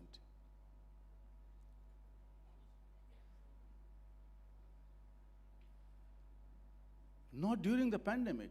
Pandemic has brought so many bad news for the low-income countries, especially in Africa, Sub-Saharan Africa. Almost all 48 countries of Sub-Saharan Africa are facing serious crisis, economic crisis and crisis in many other forms. But before pandemic, what has happened? When Sustainable Development Goals have been announced, since I was and my colleagues have been advocating and struggling, campaigning for inclusion of children's issues, not just education, but slavery of children, forced labor, etc. in SDGs, the result was there, and this was incorporated in SDG 8.7. So UN Secretary General has appointed me as his advocate of SDG and invited me to address the General Assembly at the time of SDG adoption.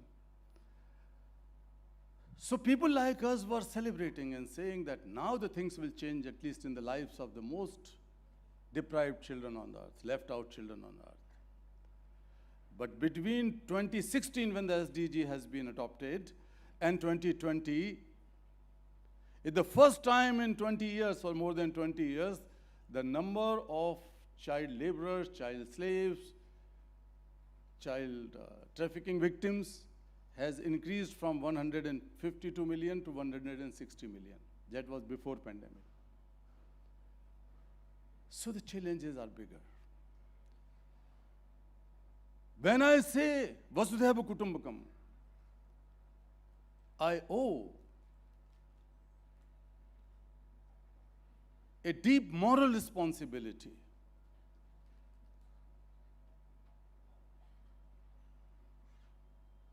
we have come out as a group of Nobel laureates, peace laureates, came with a report which we have circulated, and we have spoken to many of the presidents and prime ministers in the world, that only $53 billion annually can help in solving the problem of all children, problem of health, problem of education, problem of protection.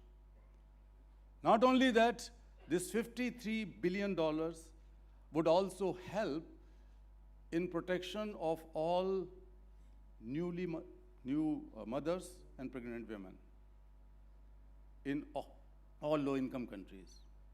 And how much is this $53 billion? This is less than the global 10 days of global military expenditure. Less than 10 days of global military expenditure. So world is not so poor. If this money is put as a global fund or global mechanism for social protection, then it is less than 1.4% of what the Europeans spent in their global protection programs, in their own protection programs, social protection. So we have to have a strong resolve. When we speak for one future, then we have to create the level playing field of common present, and then we will have a common future. I have been asking, and I will repeat it here. In Brazil is like my second home. I work in Brazil for many, many years with number of civil society organizations and governments and presidents also. The President Lula is a good friend. I met him not recently, 2 years ago, 3 years ago, in jail. And I told that one day when you come out, your fight for hunger will continue definitely against hunger. But we have to revive the Bolsa Familia program. So the Bolsa Familia program, he just, I think 2 weeks ago or 10 days ago, he has announced that he is going to strengthen the Bolsa Familia program. That is one of the best and most successful social protection program in Latin America. Similarly, in Uganda, in Zambia, in many other places, there are a lot of good stories. But I am proud, as a proud Indian, I would say that India has some of the best and most successful social protection programs on this earth.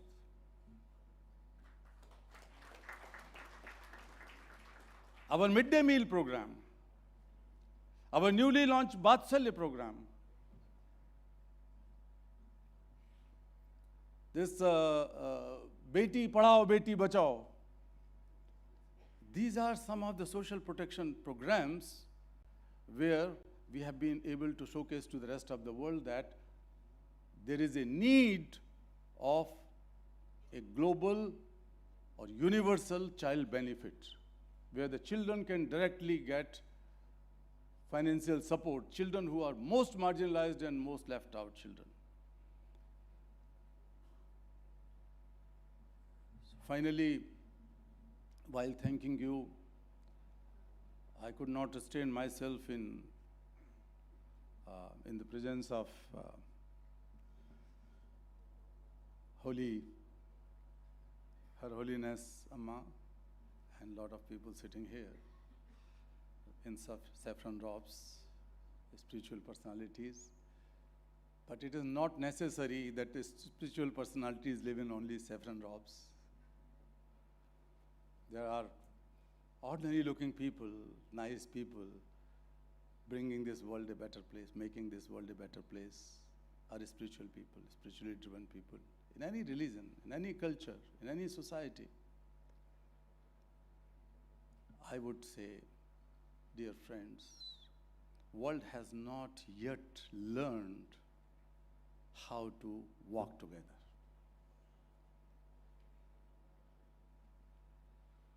Our Vedic rishis in Rig Veda, so many mantras are there, but one simple mantra many of you might remember, Sangachadhum. The slogan of SDGs today is leave no one behind. Leave no one behind. What a great slogan.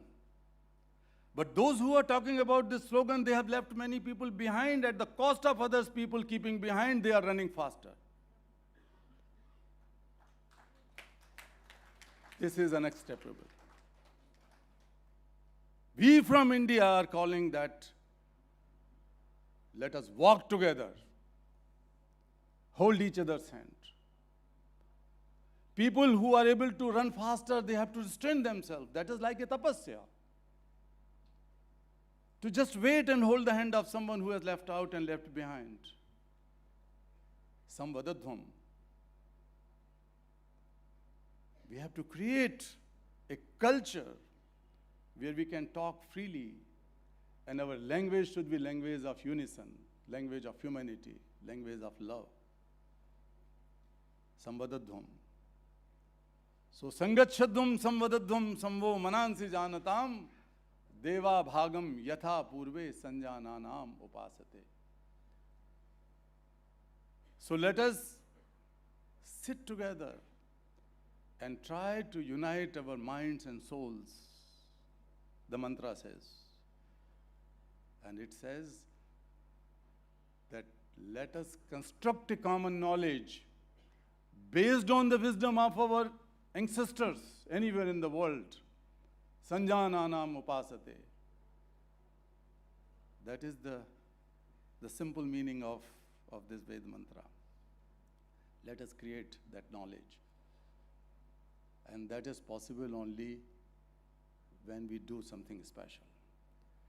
We have globalized economies, markets, data, information, even terrorism, extremism. We have globalized ecological crisis, climate crisis. All these things are the part of our so-called globalization. As Devendra, you rightly pointed out through Gita's sloka, or Ved mantra, Ten Tyakten Bhunjitha, we have to learn how to consume with strain, with discipline, with control. But here, I would say that when we have globalized everything, we have some good results as well as the flip side. And that idea of globalization came from West. This is the Western way of globalization. I'm not against the West.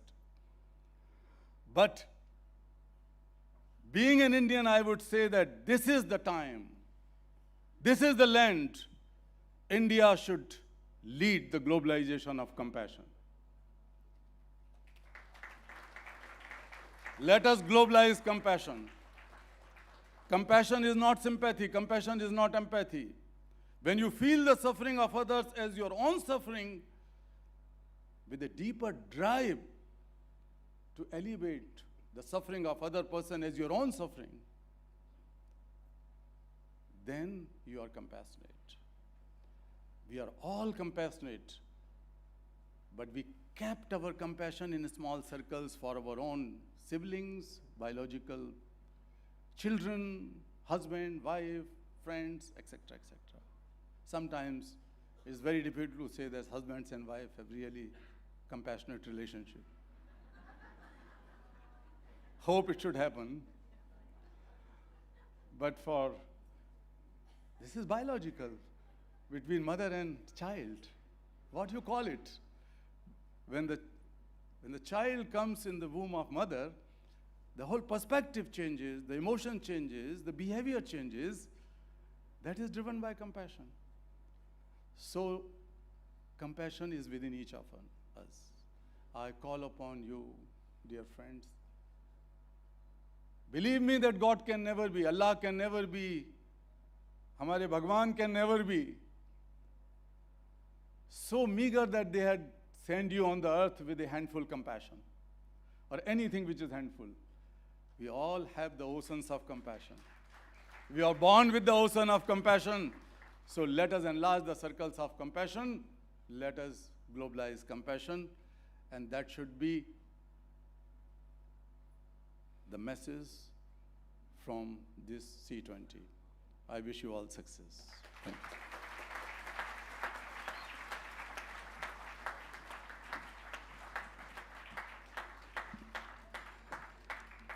Thank you, sir. Indeed, the message of global compassion should reach all corners. Another benign soul, Sri Param Pujya Sri M of Satsang Foundation, could not be here with us today for other pressing matters, but he has sent a video message which I asked the audiovisual team to please play for the gathering.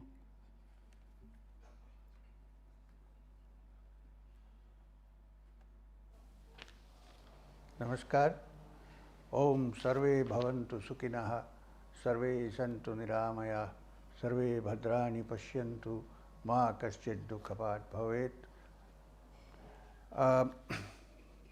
I, Shri M, on the steering committee of C20, welcome all the esteemed guests, invitees, delegates, and dear friends to this occasion of the C20 in Nagpur. It also coincides with Amrit Mahotsav. As the Honorable Prime Minister said, Vasudeva Kudumbaka, the world is the family. May I add, Loka Samasta Sukhino Bhavantu, may all be happy in this world. No one suffers in this world. Now, the Satsang Foundation, of which I am the founder, has taken the theme for the C20 as the rejuvenation of rivers and planting of trees, reforestation. The forest academies, where the wisdom of this country comes from the very name, were located in forests. Trees are important for oxygen, for keeping our lives safe and sound, for preventing diseases, and also for shade and all the things that we think are good for human beings. So also are the rivers. The rivers are the life and blood streams that keep the earth alive. And following our ancient tradition, we convey this message to the world that the rivers are holy, are sacred. They need to be worshipped, looked after, rejuvenated, and side by side, the vana or the forest be nurtured and protected, and more trees grown. The rains come when there is greenery. Let's move forward in this endeavor together so that the whole world benefits from it and grows better at every step. Last, apologies for not being present physically. I am at the moment conducting a satsang in Australia and sharing the wisdom of the country I belong to, Bharat. So, saying this, may the meeting continue and have an expansive discussion on all the subjects that are in the category described. Namaskar. Vande Mataram. Om Shanti, Shanti, Shanti. May there be peace, may there be peace, may there be peace. Thank you very much. Okay. Thank you. For the past few days in Nagpur, the C20 Secretariat has been really busy. They have invited a lot of proposals from civil society organizations which are aligned to tracks and causes that the C20 believes in. All these proposals have been clubbed together and it has been called the Voice of Nagpur. I request Devendra ji to please present this Voice of Nagpur to Her Holiness Amma ji.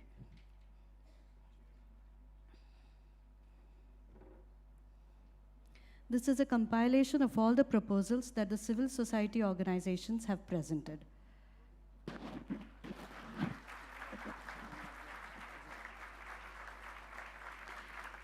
Since Amma ji is the chairman of this Inception Committee, we present this Voice of Nagpur to her.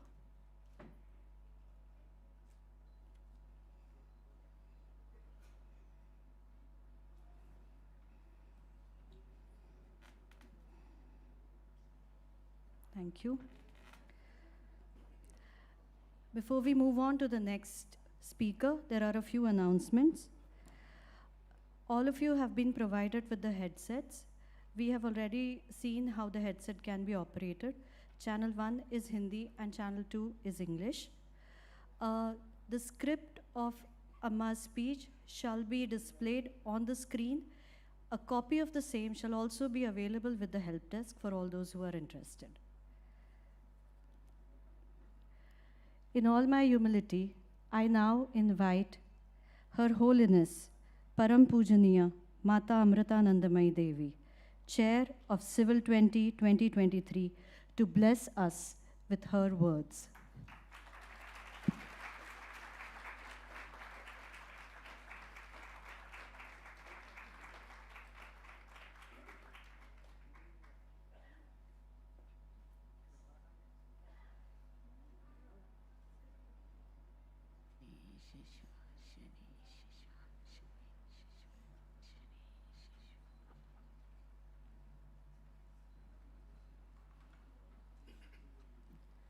പ്രേമസ്വരവളം ആത്മസ്വരവളായിരിക്കുന്ന എല്ലാവർക്കും നമസ്കാരം.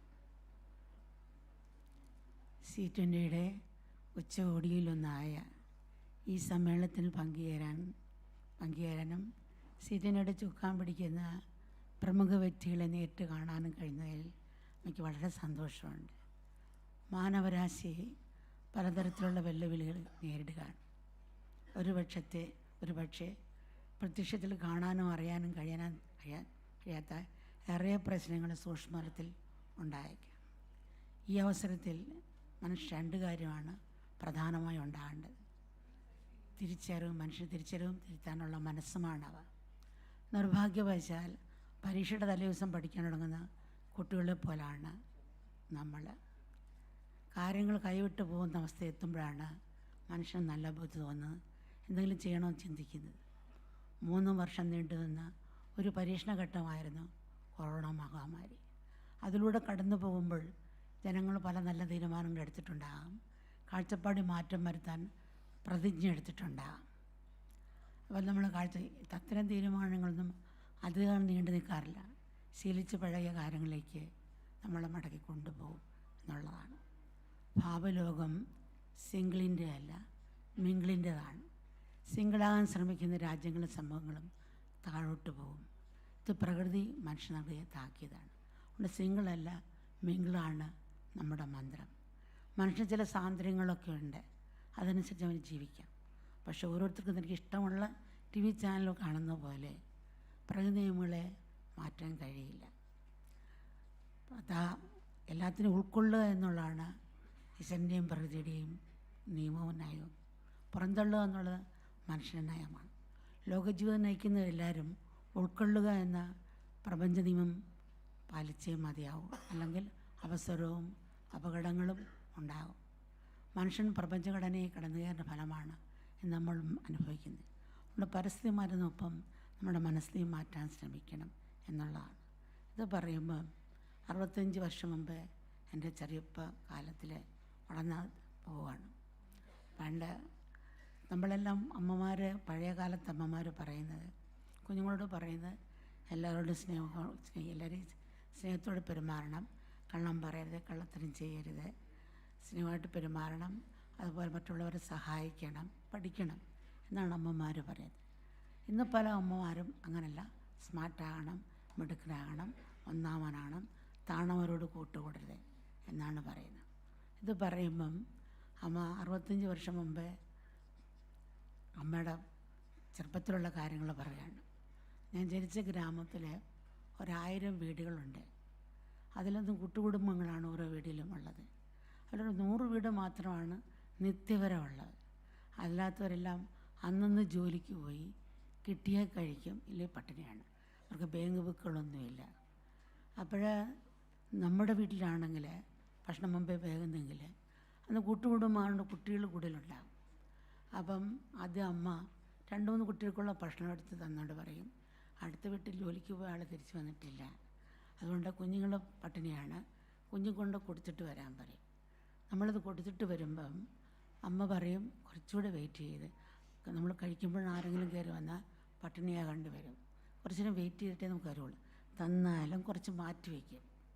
അങ്ങനെ തരാൻ പോകുമ്പോഴാണ് മറ്റുള്ളവർ വരുന്നെങ്കിൽ എല്ലാം അവർക്ക് കൊടുത്തിട്ട് നമുക്ക് കഞ്ഞോളത്ത് തേങ്ങാ തിരിങ്ങിയിട്ട് തരും. എന്നിട്ട് അമ്മ പറയും, അവരുടെ വയറ് നിറഞ്ഞില്ലല്ലോ, അവർക്ക് നിറഞ്ഞിട്ടുണ്ടോ, സന്തോഷമായിട്ടുണ്ടോ, ഇതാണ് ചിന്തിക്കുന്നത്. ഇതാണ് പഴയ അമ്മമാർ നമുക്ക് കാണിച്ചു തന്നത്. എപ്പോഴും നമ്മളെങ്ങനെയാണ് സ്നേഹിക്കുന്നു, സേവിക്കുന്നു, ഒരു ദുർബലമായിട്ട് കാണുകയാണ്. അങ്ങനെ മറ്റേ കള്ളത്തരവും കപടതയും കള്ളത്തരവും നല്ല ഗുണമായിട്ടും പലരും കാണുന്നുണ്ട്. ഇങ്ങനെ ആയാൽ ധൃതരാഷ്ട്രം പാഞ്ചാലിയും ഗാന്ധാരിയും കുട്ടികളെ വളർത്തിയതുപോലെ ദുര്യോധനന്മാരെ നമുക്ക് വളർത്താൻ സാധിക്കും, അങ്ങനെയുള്ളവരെ വളർത്താൻ സാധിക്കുകയുള്ളൂ. അപ്പോൾ കുഞ്ഞിലെ തന്നെ ഈ ആത്മീയ മൂല്യങ്ങൾ, നമ്മുടെ സംസ്കാരം അമ്മമാരും അച്ഛന്മാരും വീട്ടിൽ നിന്നും പറഞ്ഞു കൊടുക്കണം, സ്കൂളിൽ നിന്നും ഉണ്ടാകുന്നത് നല്ലതായിരിക്കും. കാരണം സിമൻറ്റ് തടയിൽ അപ്പക്കാൽ വെച്ച് പതിയും. അപ്പോൾ ചെറുപ്പത്തിൽ പറഞ്ഞു കൊടുത്താൽ തീർച്ചയായിട്ടും അവർക്ക് ആ ഒരു കാരുണ്യ ഉണർവും അവരിൽ ഉണർത്തിയെടുക്കാൻ സാധിക്കുമെന്നുള്ളതാണ്. ഞാൻ സ്കൂളിൽ പഠിക്കുന്ന കാലത്ത് അതൊരു 60 വർഷം മുമ്പേ ആണ്. 60 വർഷം മുമ്പേ ഉള്ള കാര്യമാണ്. സ്കൂളിൽ പഠിക്കുമ്പോൾ 4ാം ക്ലാസ്സിൽ പഠിക്കുമ്പോൾ 60 കുട്ടിയുണ്ടായിരുന്ന ആ ക്ലാസ്സിൽ. അതിലൊരു 25% ഉച്ചയ്ക്ക് വീട്ടിൽ പോയിട്ട് പള്ളിക്കൂടം ഉച്ചയ്ക്ക് വിട്ടിട്ട് പിന്നെ വൈകുന്നേരത്തെ ക്ലാസ്സിന് തിരിച്ച് കയറും. ആ സമയത്ത് വീട്ടിൽ പോയി ഭക്ഷണം കഴിക്കും. ഒരു 15% കുട്ടികൾ ഭക്ഷണം കൊണ്ട് വരും, ചിലപ്പോൾ 20 വരാം. ബാക്കിയുള്ള കുട്ടികൾക്ക് പോയി പൈപ്പിൽ നിന്ന് വെള്ളം കുടിച്ചിട്ട് വിഷത്തണലിൽ പോയിരിക്കും. ഇവർ പക്ഷേ രാവിലെയും ഒന്നും കഴിക്കാത്തവരായിരിക്കും. അപ്പോൾ ഇങ്ങനെ ഇരിക്കുന്നത് കണ്ടപ്പോൾ നമ്മൾ താമസിച്ച വീട്ടിന് 2 വീട്ടിന് വടക്കിലും അടുത്തുള്ള വീട്ടിൽ കൂട്ടുകാരും ഉണ്ടായിരുന്നു. അവർ കൂടുതൽ ഭക്ഷണം കൊണ്ടുവരും, കാൽഭാഗം കഴിക്കുമ്പോൾ കൊണ്ട് കളയും. അപ്പോൾ ഞാൻ പറഞ്ഞു, നീ ഇത്ര ഭക്ഷണം കളയുന്നു, അപ്പോൾ രാവിലെ ഒന്നും കഴിക്കാത്തവരായിരിക്കാം അവിടെ ഇരിക്കുന്നവർ, നീ ഒരാളെ വിളിച്ച് നിൻ്റെ ഭക്ഷണം കൊടുക്കുക, ഞാനും അങ്ങനെ കൊടുക്കാമെന്ന് പറയും. അപ്പോൾ മോൾ അത് കേട്ട് അതുപോലെ ചെയ്ത് ഞാൻ അങ്ങനെ ചെയ്തു. അങ്ങനെ 2 പേരും ഭക്ഷണം കൊടുത്തു. അങ്ങനെ 2-3 ദിവസം കൊടുത്തുകൊണ്ടിരിക്കുമ്പോൾ ഒരു 3 ദിവസം കഴിഞ്ഞപ്പോൾ ഇതുപോലെ തന്നെ വേറെ 3 പേരും അതുപോലെ ഭക്ഷണം കൊടുക്കാൻ തുടങ്ങി. ഒരു 15 ദിവസം ആയപ്പോഴേ ആ ക്ലാസ്സിൽ ഭക്ഷണം കഴിക്കാതെ ആരും ഉണ്ടായില്ല. ക്ലാസ്സിൽ നിന്ന് ജയിച്ച് വരുന്നവരെയും എല്ലാവരും ആരെങ്കിലും അങ്ങനെ ആരെങ്കിലും വിളിച്ചു കൊടുക്കും. അപ്പം നമ്മൾ വിചാരിച്ചാൽ ഇതുപോലെ മാറ്റം കൊണ്ടുവരാൻ സാധിക്കും. ലോകത്ത് 2 തരം ദാരിദ്ര്യങ്ങളാണുള്ളത്. ഒന്ന് ആഹാരവും ഭക്ഷണവും കടപ്പാടം കിട്ടാതെ ദാരിദ്ര്യം അനുഭവിക്കുന്നത്. 2 സ്നേഹവും കാരുണ്യവും കിട്ടാതെ ദാരിദ്ര്യം അനുഭവിക്കുന്നത്. സ്നേഹവും കാരുണ്യവും ഉണ്ടെങ്കിൽ ഈ ആഹാരവും കടപ്പാടവും വസ്ത്രം കിട്ടാതെ ദാരിദ്ര്യം അനുഭവിക്കുന്നവരെ നമുക്ക് ഉണർത്തിക്കൊണ്ടുവരാൻ, മറ്റുള്ള ദുർബലതകളും നമുക്ക് മാറാനും സാധിക്കും എന്നുള്ളതാണ്. ശാസ്ത്ര സാങ്കേതിക രംഗത്തുള്ള കുതിച്ചുകയറ്റവും ഇൻ്റർനെറ്റിൻ്റെ പുരോഗതിയും വിദ്യാർത്ഥികൾ പഠനം പഠിക്കുന്ന ലഹരി വസ്തുക്കളും എല്ലാം കൂടെ ഒരു സങ്കുചിത പരിസ്ഥിതിയാണ് ഇന്നുള്ളത്. പക്ഷേ ഉദാഹരണത്തിന് സാങ്കേതികവിദ്യയുടെ കാര്യം എടുക്കാം. അത് മനുഷ്യവിധത്തിൽ വലിയൊരു പരിവർത്തനം തന്നെ സൃഷ്ടിച്ചു. പക്ഷേ അതിൻ്റെ ദോഷവശത്തെക്കുറിച്ച് ചിന്തിക്കുമ്പോൾ ലോകത്തിൻ്റെ ഭാവിയെക്കുറിച്ച് ഭയമായിരിക്കുന്നു. മനസാക്ഷിയും മൂല്യബോധമില്ലാത്ത ഒരു പുത്തൻ തലമുറ ഇവിടെ വളർന്നു വരുന്നു. അതുകൊണ്ടെന്താ പല രൂപത്തിലും അക്രമങ്ങൾ പെരുകുന്നു. ഒന്ന് വഴി നടക്കാനോ അല്ലെങ്കിൽ കടയിൽ പോയി സാധനം മേടിക്കാനോ ഓഫീസിൽ ജോലി ചെയ്യാനോ അല്ലെങ്കിൽ വീട്ടിൽ നിന്ന് കുഞ്ഞിന് മുലപ്പാലൂട്ടാനോ മൂത്രമൊഴിക്കാനോ കുളിക്കാനോ എന്തിനും പറയുന്നൊരു മൂളിപ്പാട്ട് പോലും പാടാൻ നമുക്ക് ഭയക്കേണ്ട അവസ്ഥയാണ്. എന്നാൽ നമ്മൾ ആതിരാണ് പരിഷ്കാരം എന്ന് ആണെന്ന് അഭിമാനിക്കുകയും ചെയ്യുന്നു. പണ്ട് ശത്രുവിനെ മിത്രനെ തിരിച്ചറിയാൻ എളുപ്പമായിരുന്നു. ഇപ്പോൾ ശത്രുവാരാ മിത്രമാരാ എന്ന് പറയാനാത്ത അവസ്ഥയാണ്. മിത്രം എപ്പോൾ ശത്രുവാകും, ശത്രു എപ്പോഴും ഏത് രൂപത്തിൽ നമ്മൾ ആക്രമിക്കുന്ന അറിയില്ല. ഇത് പറയുമ്പോൾ ഒരു കഥ ഓർക്കുകയാണ്. ഒരു ഗ്രാമത്തിൽ ഒരു ചട്ടമ്പി ഉണ്ടായിരുന്നു. അയാൾ സന്ധ്യയ്ക്ക് ശേഷം ഒരു കവലയിൽ പോയിരിക്കും. ആര് പോയാലും പെണ്ണുങ്ങൾ പോലും അവരെയും ശല്യം ചെയ്യും, ആണുങ്ങളെയും ഉപദ്രവിക്കും, പിടിച്ചു പറിക്കും. അപ്പോൾ അവർ സാധാരണ ആൾക്കാർ ആ വഴിയെ പോകില്ല, വേറെ വഴിയെ പോയി സാധനം വാങ്ങിക്കൊണ്ട് വരും. അപ്പോൾ ഒരിക്കലും പെട്ടെന്നൊരു ഞെട്ടിക്കൊരു വാർത്ത കേട്ട് അദ്ദേഹം മരിച്ചു എന്നുള്ളത്. അപ്പോൾ ആദ്യം ജീവിച്ചിരിക്കുമ്പോൾ സ്ത്രീകളാണ് സന്ധ്യയ്ക്ക് ശേഷം പുറത്തിറങ്ങുന്നത്. ഇപ്പോൾ ആണുങ്ങളും പുറത്തിറങ്ങുന്നില്ല. അങ്ങനെ അപ്പോൾ ഒരു പത്രക്കാരൻ വന്ന് ചോദിച്ചു, അപ്പോൾ ആരും സന്ധ്യയ്ക്ക് ശേഷം പുറത്തിറങ്ങി കാണുന്നില്ല, എന്താ? അപ്പോൾ ഇവർ മറുപടി പറഞ്ഞത് ഇങ്ങനെയാണ്: പണ്ടൊക്കെ ഈ ചട്ടമ്പി ഏത് കവലയിലിരിക്കും ഞങ്ങൾക്കറിയാം, അതുകൊണ്ട് ഞങ്ങൾ ആ വഴിയെ പാതെ വേറെ വഴിയെ പോയി സാധനം വാങ്ങിക്കും.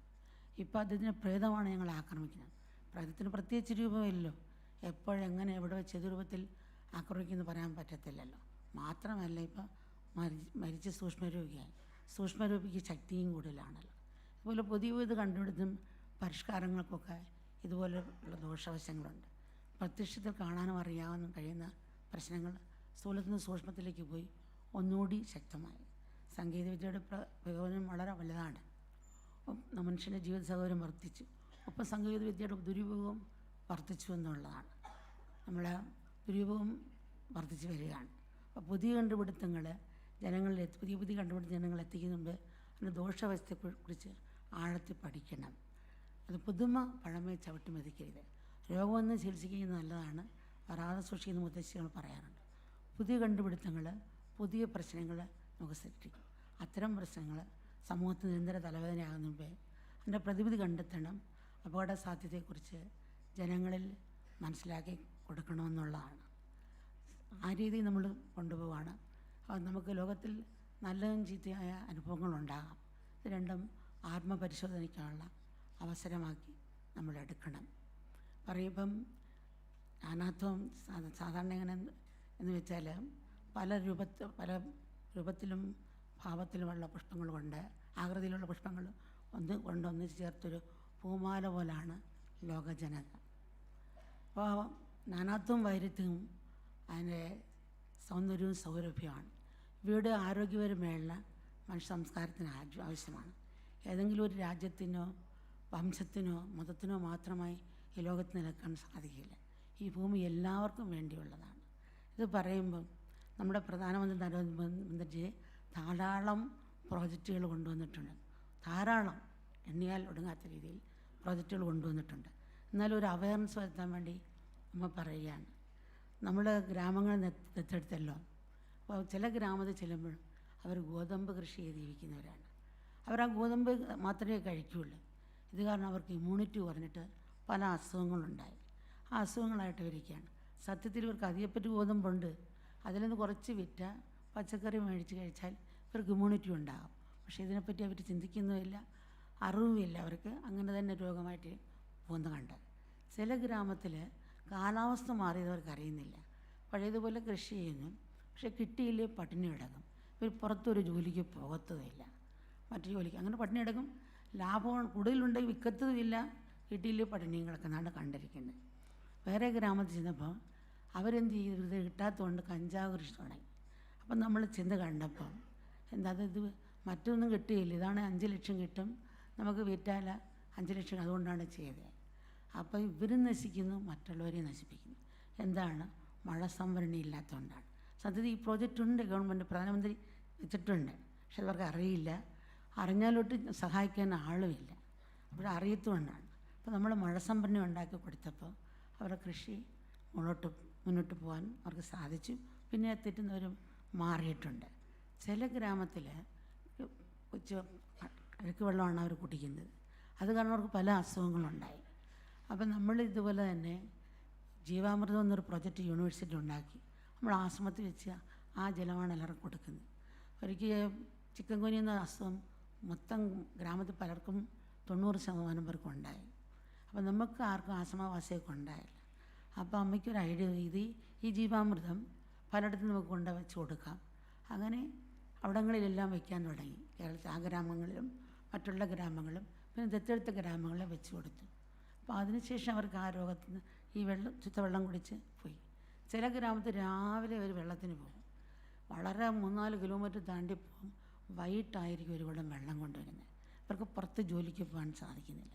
അപ്പോൾ നമ്മൾ ബോർവെൽ താത്ത് കൊടുത്തു, അവർക്ക് വെള്ളം കിട്ടും. പക്ഷെ ധാരാളം വെള്ളം അവർ അടുത്തുള്ളവർ വേസ്റ്റാക്കും.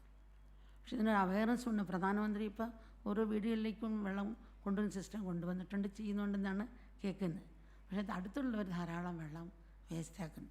വെള്ളമാണല്ലോ ഇപ്പോൾ പറ്റിക്കൊണ്ടിരിക്കുന്നത്. അപ്പോൾ നമ്മളതിനൊരു മാപ്പുണ്ടാക്കി അത് ഇവർക്കെല്ലാം കൊടുത്ത് എത്ര വെള്ളം നിങ്ങൾ എടുക്കുന്നു, എത്ര ചിലവാക്കുന്നു, അങ്ങനൊരു ഉണ്ടാക്കി ഇവർക്ക് കൊടുത്തു കഴിഞ്ഞു. ചില ഗ്രാമത്തിൽ ചെന്നപ്പോൾ പശുവിനെ കൊണ്ട് ജീവിക്കുന്നവരാണ്. അവർ കഷ്ടപ്പെട്ട് ജോലി ചെയ്യുന്നുണ്ട് ആപകലില്ലാതെ. പക്ഷേ 2 നേരത്തെ ഭക്ഷണം ഒന്നും കഴിക്കാൻ പറ്റുന്നില്ല. പകുതി വിലയ്ക്ക് പാലെടുത്തുകൊണ്ട് പോവുക. എന്നിട്ട് ഇവരിന്നും ഇങ്ങനെ പട്ടിണിയും കിടന്ന് ഇരുട്ടം വെളുപ്പം ജോലി ചെയ്യുക. സത്യത്തിൽ ഇവർക്ക് ഇപ്പോൾ ഓൺലൈനായിട്ട് വരുന്നുണ്ട്, എങ്കിലും ഇവർക്ക് അങ്ങനെ ഒരു മനസ്സ് ചെയ്യാനോ ആര് വരുന്ന അങ്ങനെ കൊടുത്ത് കിട്ടുന്ന ഇവിടെ ചേച്ചിയെടുക്കും. പിന്നെ നമ്മളങ്ങനെ സപ്പോർട്ട് ചെയ്ത് ഓൺലൈൻ അങ്ങനെ ആയിട്ട് കൊണ്ടുപോകാനും. അപ്പോൾ പിന്നെ ഇപ്പം അതിനുശേഷം അവർ നല്ല വീടും വെച്ച് ഭംഗിയായിട്ട് പോകുന്നുണ്ട്. അതുപോലെ ചില ഗ്രാമത്തിൽ നമ്മൾ ചെല്ലുമ്പം ഒരേ മുറിയാണ്, അതിനകത്ത് 4, 5, 6, 7 ഇങ്ങനെ 4 ക്ലാസ്സുകൾ അവിടെ നടത്താം. ടീച്ചറൊന്നാണ്, അവർക്ക് അത്ര വിദ്യാഭ്യാസമില്ല. പക്ഷേ ഒരു പീരീഡ് തെക്കോട്ടും വടക്കോട്ടും കിഴക്കോട്ടും നോക്കി ഓരോ ഡിവിഷൻ കുട്ടികളിരിക്കുകയാണ്. ഒരു പീരീഡ് 4 എടുക്കും, ഒരു പീരീഡ് 5ാം ക്ലാസ്സിൽ, ഒരു പീരീഡ് 6ാം ക്ലാസ്സിൽ, 7ാം ക്ലാസ്സിലെടുക്കും. ഇവർ വലിയ ക്ലാസ്സിലേക്ക് ചെല്ലുമ്പോൾ, സ്കൂളിൽ ചെല്ലുമ്പോൾ മറ്റേ കുട്ടികളുമായിട്ട് പിടിച്ചു നിൽക്കാൻ സാധിക്കുന്നില്ല. അപ്പോൾ ഇവർക്ക് ഡിപ്രഷനായി, അത്ര അറിവില്ല, പഠിത്തത്തിൽ അത്ര ഇത് കിട്ടിയിട്ടില്ല. അതുകൊണ്ട് ഡിപ്രഷനായും പഠിത്തം നിർത്തി തിരിച്ചു വരുന്നതാണ് കണ്ടത്. അപ്പോൾ നമ്മൾ ആശ്രമത്തിൽ തന്നെ യൂണിവേഴ്സിറ്റിയിൽ നിന്ന് ഈ ഗ്രാമങ്ങളിൽ ഓൺലൈനായിട്ട് ക്ലാസ് കൊടുത്തു. അപ്പോൾ ഇവർക്ക് പുരോഗതി വരാൻ തുടങ്ങി, വ്യത്യാസങ്ങൾ കാണാൻ തുടങ്ങി, അതുപോലെ നല്ല പോലെ വന്നു. പക്ഷേ അടുത്ത ഗ്രാമങ്ങളിൽ ഫോൺ കൊടുത്തപ്പോൾ അവർ നെറ്റ് കിട്ടുന്നില്ല. അപ്പോൾ നമ്മൾ ഫോൺ കൊടുത്താൽ മാത്രം ഇവർക്ക് പറ്റത്തില്ല. അതുകൊണ്ട് എവിടെയെങ്കിലും ഒരു TV വെച്ചിട്ട് നെറ്റ് കിട്ടുന്ന സ്ഥലത്ത് കൊടുക്കുക, വെച്ച് ഇങ്ങനെ ഓൺലൈനായിട്ട് ക്ലാസ് കൊടുക്കുകയാണെങ്കിൽ ഇങ്ങനെയുള്ള ഗ്രാമത്തിലുള്ളവരെ നമുക്ക് രക്ഷിക്കാൻ സാധിക്കും. അത് മറ്റുള്ളവർ, അത് ഓരോ സംഘടനകളും ഏറ്റെടുത്താലും ഗവൺമെൻറ് സപ്പോർട്ട് ഉണ്ടെങ്കിലും ഇവർക്ക് സാധിക്കുമെന്നുള്ളതാണ്. ഇത് പറയുമ്പം കൊറോണ സമയത്തുണ്ടായ കാര്യങ്ങളാണ്. കൊറോണ സമയത്ത് ഈ ഗ്രാമത്തിലുള്ള കുട്ടികൾക്ക് ഫോണോ നെറ്റോ ഇല്ലാത്തതുകൊണ്ട് അവർക്ക് പഠിത്തം മുന്നോട്ട് പോകാൻ സാധിച്ചില്ല. അതിന് കഷ്ടതയുണ്ട്. ഇനിയെങ്കിലും ഇങ്ങനൊരു പ്രശ്നം വരുമ്പം കഷ്ടം വരാതിരിക്കാൻ നമ്മളൊരു മുൻകരുതൽ എടുക്കുന്നത് നല്ലതായിരിക്കും. നമ്മളും ഇങ്ങനെയുള്ള ക്ലാസ്സുകൾ വെച്ച് ഇപ്പം സ്കൂളുകൾ വന്നിട്ടുണ്ട്. 33 വർഷം മുമ്പേ അട്ടപ്പാടിയിൽ ഗ്രാമങ്ങളിൽ നമ്മൾ ഓരോ വീടുകളിങ്ങനെ ആ ഗ്രാമത്തിൽ കൊണ്ടുപോയി ചെറിയ ഓരോ മുറികൾ കെട്ടി ഇതുപോലെ തന്നെ ക്ലാസ് എടുത്തിരുന്നു. പക്ഷെ പിന്നെ ഒരു ഓർഫനേജ് നമുക്ക് 400 കുട്ടികളുണ്ടായിരുന്നു, അവിടെ കുഞ്ഞുങ്ങളെ കൊണ്ടുപോയി പഠിപ്പിച്ചത് ആ ക്ലാസ്സിൽ നിന്ന് ജയിക്കുമ്പം ഇവർക്ക് അത്ര സപ്പോർട്ട് ഗവൺമെൻറ്റിൽ നിന്ന് കിട്ടിയില്ല നേരത്തെ അക്കാലത്ത്. അപ്പോൾ നമ്മൾ കേസിട്ട് ഈ കുട്ടികൾക്ക് അവരെ ആദിവാസി മക്കളാണ്, അവർക്ക് കിട്ടാനുള്ള സപ്പോർട്ട് വേണ്ട രീതി കിട്ടിയില്ല. കേസിട്ട് ജയിച്ചപ്പോൾ വീണ്ടും അപ്പീൽ കൊടുക്കുക ചെയ്ത്. അപ്പോൾ ഈ കുഞ്ഞുങ്ങൾ പഠിത്തം നിർത്തി വീട്ടിൽ പോകേണ്ട സ്ഥിതി വന്നു. പിന്നെ അവർക്കത്ര കഴിവില്ല. പിന്നെ ട്യൂഷൻ കൊടുത്ത് അവർ പിന്നെ എഞ്ചിനീയറും പ്രൊഫസറും ഒക്കെ ആയി. പക്ഷേ ഇവർ നമ്മൾ ആ സപ്പോർട്ട് കൊടുത്തില്ലെങ്കിൽ ഇതുപോലെ ഇങ്ങനെ ആകേണ്ടവരല്ലേ കഷ്ടത്തിൽ പോയിരിക്കുന്നത്. അക്കാലത്തെ കാര്യം അമ്മ പറയുന്നതാണ്. അപ്പോൾ അങ്ങനെ കഷ്ടത്തിൽ പോയത് അതുകൊണ്ടാണ്. അപ്പം അതുകൊണ്ട് നമ്മൾ ഇങ്ങനെ ഒരു രീതി വരാതെ അതും ശ്രദ്ധിക്കുന്നത് നല്ലതായിരിക്കും എന്നാണ് അമ്മയ്ക്ക് തോന്നുന്നത്. അതുപോലെ നമ്മൾ രോഗം വരുന്ന സമയത്ത് ഇപ്പം അതുപോലെ ഇത് ഇപ്പോഴും നടക്കുന്ന, ഇപ്പം സ്കൂളുകൾ വന്നിട്ടുണ്ട്, ഇപ്പോഴും നടക്കുന്നത് കുറച്ച് കാണാൻ സാധിക്കുന്നത്, ഇവർ മലയിൽ നിന്ന് 4 കിലോമീറ്റർ ഇറങ്ങി വന്ന് വേണം സ്കൂൾ ബസ്സിൽ കയറേണ്ടത്. ബസ്സിൽ കയറി സ്കൂളിൽ ചെല്ലണമെങ്കിൽ 1000 രൂപ വേണം ഒരാൾക്ക്. അപ്പോൾ അതുകൊണ്ട് ഇവർക്ക് 3 പേരൊക്കെ ഉണ്ടെങ്കിൽ ഒരാളൊക്കെ സ്കൂളിൽ പോകുന്നുള്ളൂ. 10ാം ക്ലാസ് ആകുമ്പോൾ നിർത്തുകയാണ്. ഈ 1000 രൂപ വെച്ച് കൊടുക്കാനില്ല. അപ്പോൾ ഈ കുട്ടികളെ നമ്മൾ ഉദ്ധരിക്കാൻ ഏതെങ്കിലും ഒരു മാർഗമുണ്ടെങ്കിൽ അതിനും നമ്മൾ ശ്രമിക്കുന്നത് നല്ലതായിരിക്കും. പിന്നെ ചില സ്ഥലത്ത് ഇന്നിപ്പം കറണ്ടുണ്ട്, പക്ഷെ വോൾട്ടേജ് ഇല്ല, അതുകൊണ്ട് കുട്ടികൾക്ക് പഠിക്കാൻ പറ്റുന്നില്ല. ഇപ്പോൾ ഒരു ട്രാൻസ്ഫോമർ വെക്കണമെങ്കിൽ 1 ലക്ഷം രൂപ 1 കോടി രൂപയൊക്കെ ഉണ്ടാകും. അപ്പോൾ അത് നമ്മൾ സോളാർ വെച്ച് കൊടുത്തപ്പോൾ കുട്ടിക്ക് പഠിക്കാൻ പറ്റി. കറണ്ടിൽ നിന്ന് വെള്ളം നദിയിൽ നിന്ന് കറണ്ട് എടുത്ത് സോളാർ അവർക്ക് കറണ്ട് കൊടുത്തപ്പോൾ അത് മുന്നോട്ട് പോകും. അതുകൊണ്ട് പറയുന്ന ഗ്രാമങ്ങളെല്ലാം സോളാർ വെച്ചാൽ ഇത്രയും വേണ്ടി വരികയില്ല, ട്രാൻസ്ഫോമറിൻ്റെ അത്ര പണം വേണ്ടി വരികയില്ല എന്നാണ് അമ്മയ്ക്ക് തോന്നുന്നത്. പിന്നെ ചില ഗ്രാമത്തിൽ ശരിക്കും തന്നെ കുട്ടികൾ മരിക്കുന്നുമുണ്ട്. വൈറ്റമിൻ അങ്ങനെയുള്ള ഗുളികളൊക്കെ കൊടുക്കുന്നുണ്ട് ഗർഭിണിയാകുമ്പോൾ. പക്ഷെ അതുകൊണ്ട് ഫലമില്ല. കാരണം ഒരു വൃക്ഷങ്ങൾ പൂക്കുന്ന സമയത്ത് മാവോ മറ്റുള്ള പൂക്കുമ്പോൾ കൊണ്ട് വളമിട്ടാൽ അത് കായാകണമെന്നില്ല, നിലനിൽക്കണമെന്നില്ല, കൊഴിഞ്ഞു വീഴാം. 500 ഗ്രാമുള്ള 200 ഗ്രാമാണ്. അപ്പോൾ ആ സമയത്തല്ല വേണ്ടത്.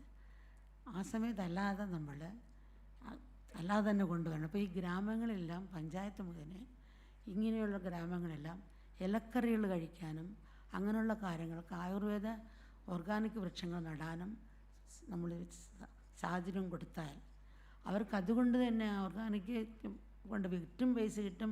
ഇവർക്ക് ഇമ്മ്യൂണിറ്റിയുള്ള ഇലകൾ ചെറുപ്പത്തിൽ കഴിക്കാം. ഞങ്ങളുടെയൊക്കെ 65 വർഷം മുമ്പെയൊക്കെ പ്രസവിച്ച അമ്മ ഓരോ ആഴ്ചയും ഇങ്ങനെയുള്ള ആയുർവേദ പച്ചമരുന്നുകൊണ്ട് പലഹാരങ്ങളുണ്ടാക്കി തരാറുണ്ട്.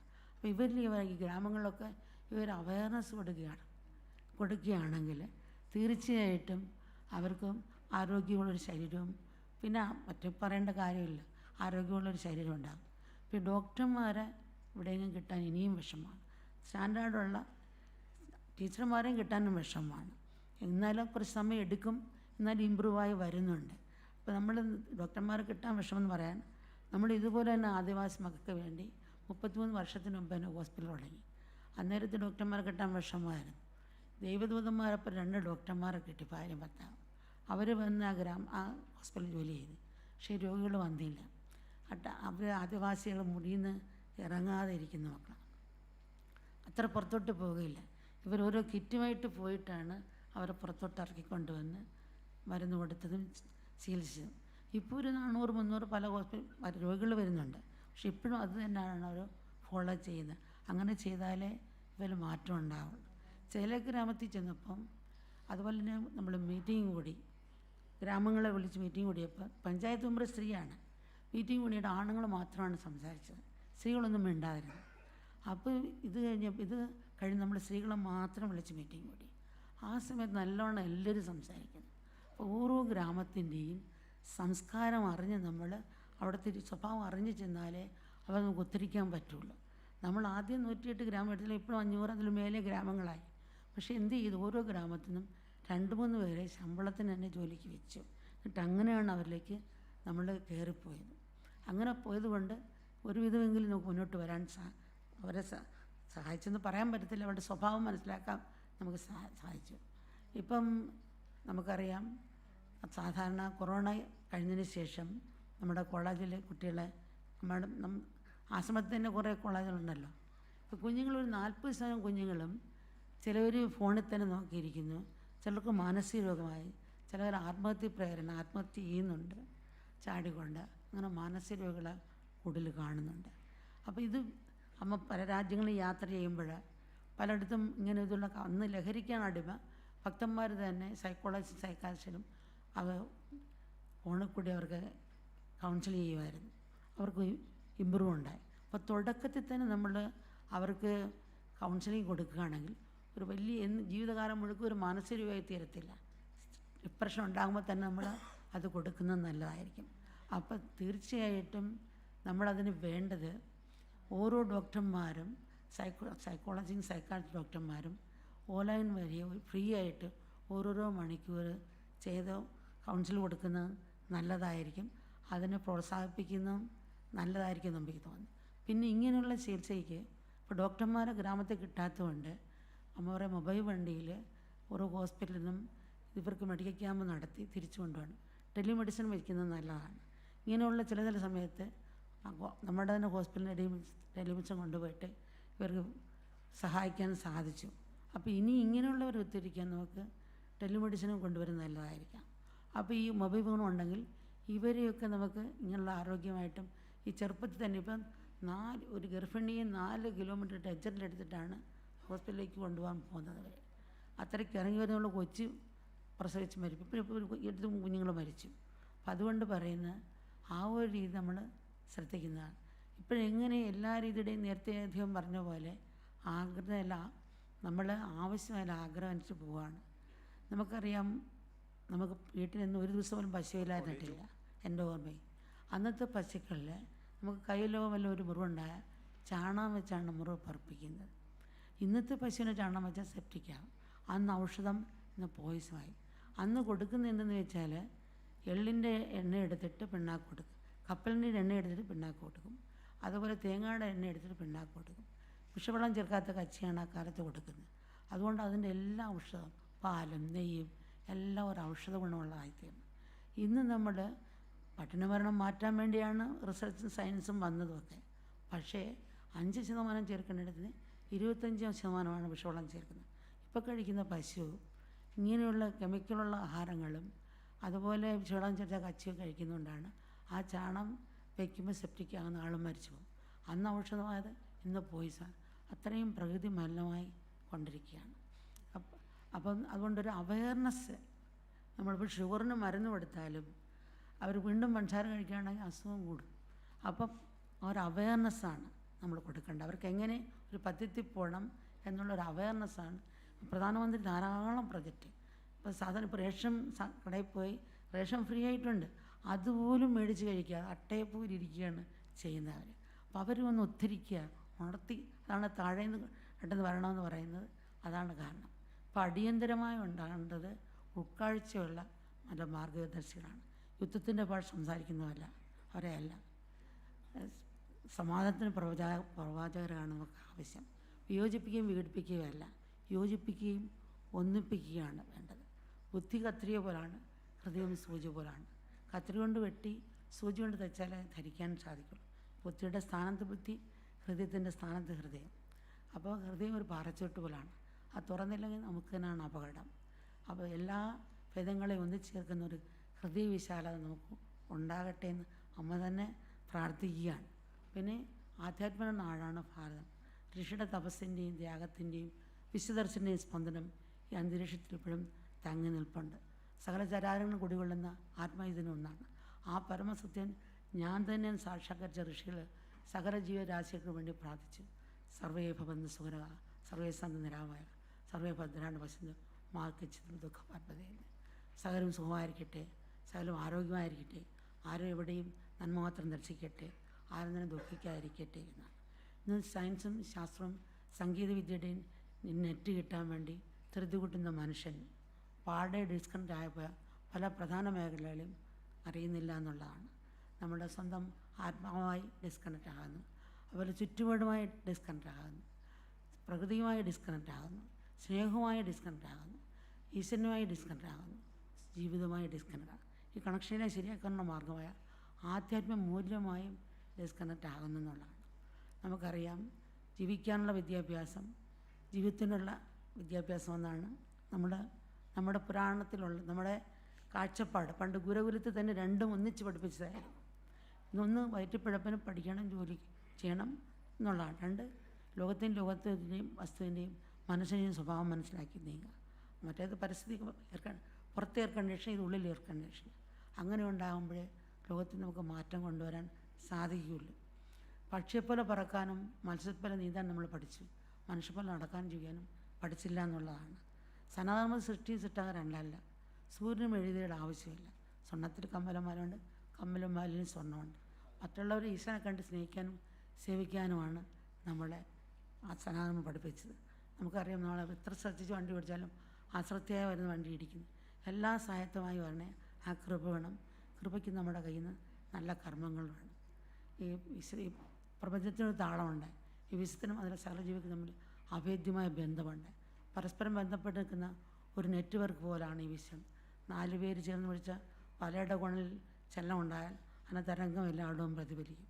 അവർ നമ്മൾ അറിഞ്ഞോ അറിയാതെയോ ഒറ്റയായ കൂട്ടമായ ചെയ്യുന്ന എല്ലാ കർമ്മങ്ങളും ഈ വിശ്വമാകുന്ന വലയുടെ കോണിൽ പ്രതിഫലിക്കുന്നുണ്ട്. അവർ മാറി നമ്മൾ മാറിയാലും നടക്കില്ല. അവർ മാറിയാലും നമ്മൾ മാറിയാൽ ഈ മാറ്റം കൊണ്ടുവരാൻ സാധിക്കും. പണ്ടും ഇന്നും എന്നും ഭാരതമണിൻ്റെ മന്ത്രം ലോകമേ ഒരു തറവാടെന്നാണ്. ഈ സത്യം മാതൃകാപരമായി ലോകത്തിന് കാട്ടിക്കൊടുക്കാൻ കിട്ടിയ മഹത്തായ അവസരമാണ് G20 നേതൃത്വ സ്ഥാനം. അപ്പം പ്രധാനമന്ത്രി ശ്രീ നരേന്ദ്രമോദിയും അതിൻ്റെ നേതൃത്വത്തിലുള്ള സർക്കാരും ഏറ്റെടുത്ത സംരംഭം ലോക ജനതയെ മാറി ചിന്തിക്കാനുള്ള ഒരു പ്രേരണയായി തീരട്ടെ എന്നാണ്. അതുപോലെ പരിവർത്തനത്തിന് പുതിയൊരു ദീപനാളം നമുക്കിവിടെ തെളിയിക്കാം. അതിലുള്ള ലോകമെമ്പാടുമുള്ള എണ്ണമറ്റ പ്രകാശനാളങ്ങൾ രാജ്വല്യമാകട്ടെ. G20 എന്ന ഈ മഹായജ്ഞത്തിൻ്റെ ശംഖനാദം ലോകമെമ്പാടും സ്പന്ദിക്കട്ടെ. അടഞ്ഞ മാനവ ഹൃദയങ്ങളെ അത് തുറക്കട്ടെ. മാനവഹൃദയം അത് തുറക്കട്ടെ.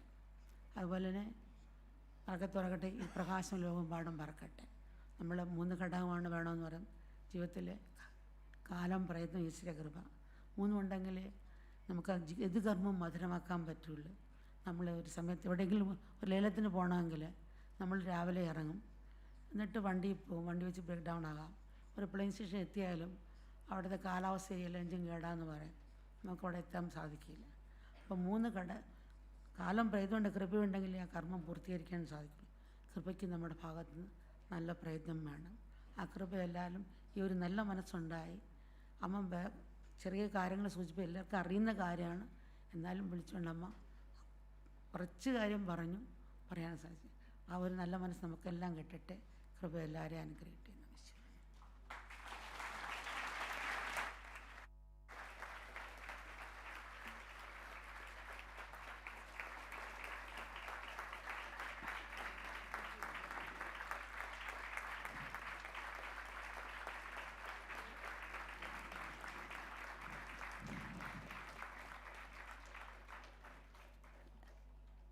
Namaskar and thank you so much, Her Holiness.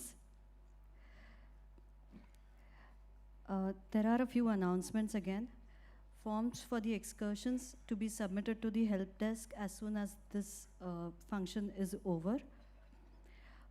If they're not submitted, if the choice is not written, then you may have to forfeit the excursion. After the high tea, buses shall be ready to ply all of you to the Sound and Light show at Futala Lake. All the buses are color-coded, so you will get a band. There are 30 buses waiting outside. We will have 15 participants per bus. And it is all color-coded. You'll just have to wear your wristband. And when you reach the destination, there also the chairs are color-coded. So you'll just have to follow the color of your band. Wonderful. That's another wonderful. Eco-friendly buses that have been organized by the administration. Thank you so much. There are also stalls that have been put up outside the high tea area. We request everyone to please visit them. The esteemed guests will be visiting them first. Now, to conclude the function, I call upon Swadesh Singh ji, Dr. Swadesh Singh, Sous-Sherpa of C20 2023, to propose the vote of thanks. Thank you. So, message ended with Loka Samasta Sukhina Bhavantu. And the thunderous applause also said the story that we are very much enchanted with the idea proposed by our Pujaniya Mata Amritanandamayi ji, who is chair of Civil 20 India and chair of this inaugural function. So I thank you, Mata Amritanandamayi ji, for gracing the occasion as chair of the session and chair of Civil 20 India. In Indonesia, message was history starts with society, and since last 4 months we are working with this idea of you are the light. The individual, the society is light for itself, for himself, for herself. We have to work for our own, and we are our own strength. With this idea, we are working since last 4 months, and that idea is being culminated here with the Inception Summit. And the ideas which we will discuss today and tomorrow, that will become part of policy brief, and that will be submitted to G20 Secretariat. And today, in this inaugural function, we had as our chief guest Kailash Satyarthi ji, Peace Nobel Laureate, who also graced the occasion. We thank you, sir, for your kind presence in the inaugural session. We also thank Deputy Chief Minister of Maharashtra, Devendra Fadnavis ji, and he also happened to be our chairman of Rambhau Mahalgi Prabodhni for gracing the occasion. We will keep taking guidance from you, sir, as our chairman of Rambhau Mahalgi Prabodhni. Thank you. Thank you for joining us in inaugural session. We also thank our foreign dignitaries of Maftuchan. We keep talking to them of Maftuchan and Alessandra Nilo from Brazil, Maftuchan from Indonesia. They are also part of our steering committee, and we are always in conversation, and we are learning from them about C20 process, about civil society activities. Thank you for joining us in inaugural session, Maftuchan and Alessandra Nilo.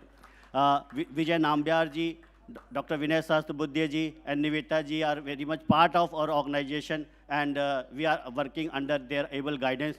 But thank you very much for joining us in this inaugural session.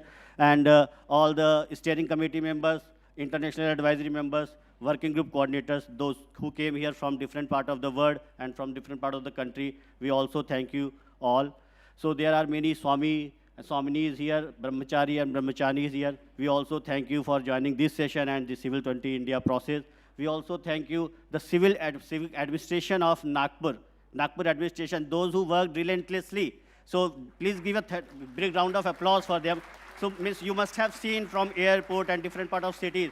Miss, I am part of their WhatsApp group. At 2 o'clock, 2 a.m. in the morning, they just keep messaging, this is good, this is good, this is the picture. So, Miss, marvelous. So, thank you very much for your work. Thank you very much. And all the civil society organizations, individuals, development practitioners, those who are under one roof to discuss about the future of society. Means if society is strong, we are strong, the states are strong, the finance are strong, business are strong. With this message, we are finishing this session, and we will keep discussing our deliberations tomorrow and day after. Thank you very much. Thank you, Swadesh ji. I request all the guests to please be seated. We'll wait for the dignitaries to exit the stage and go to the high tea area. Swadesh ji will lead the dignitaries.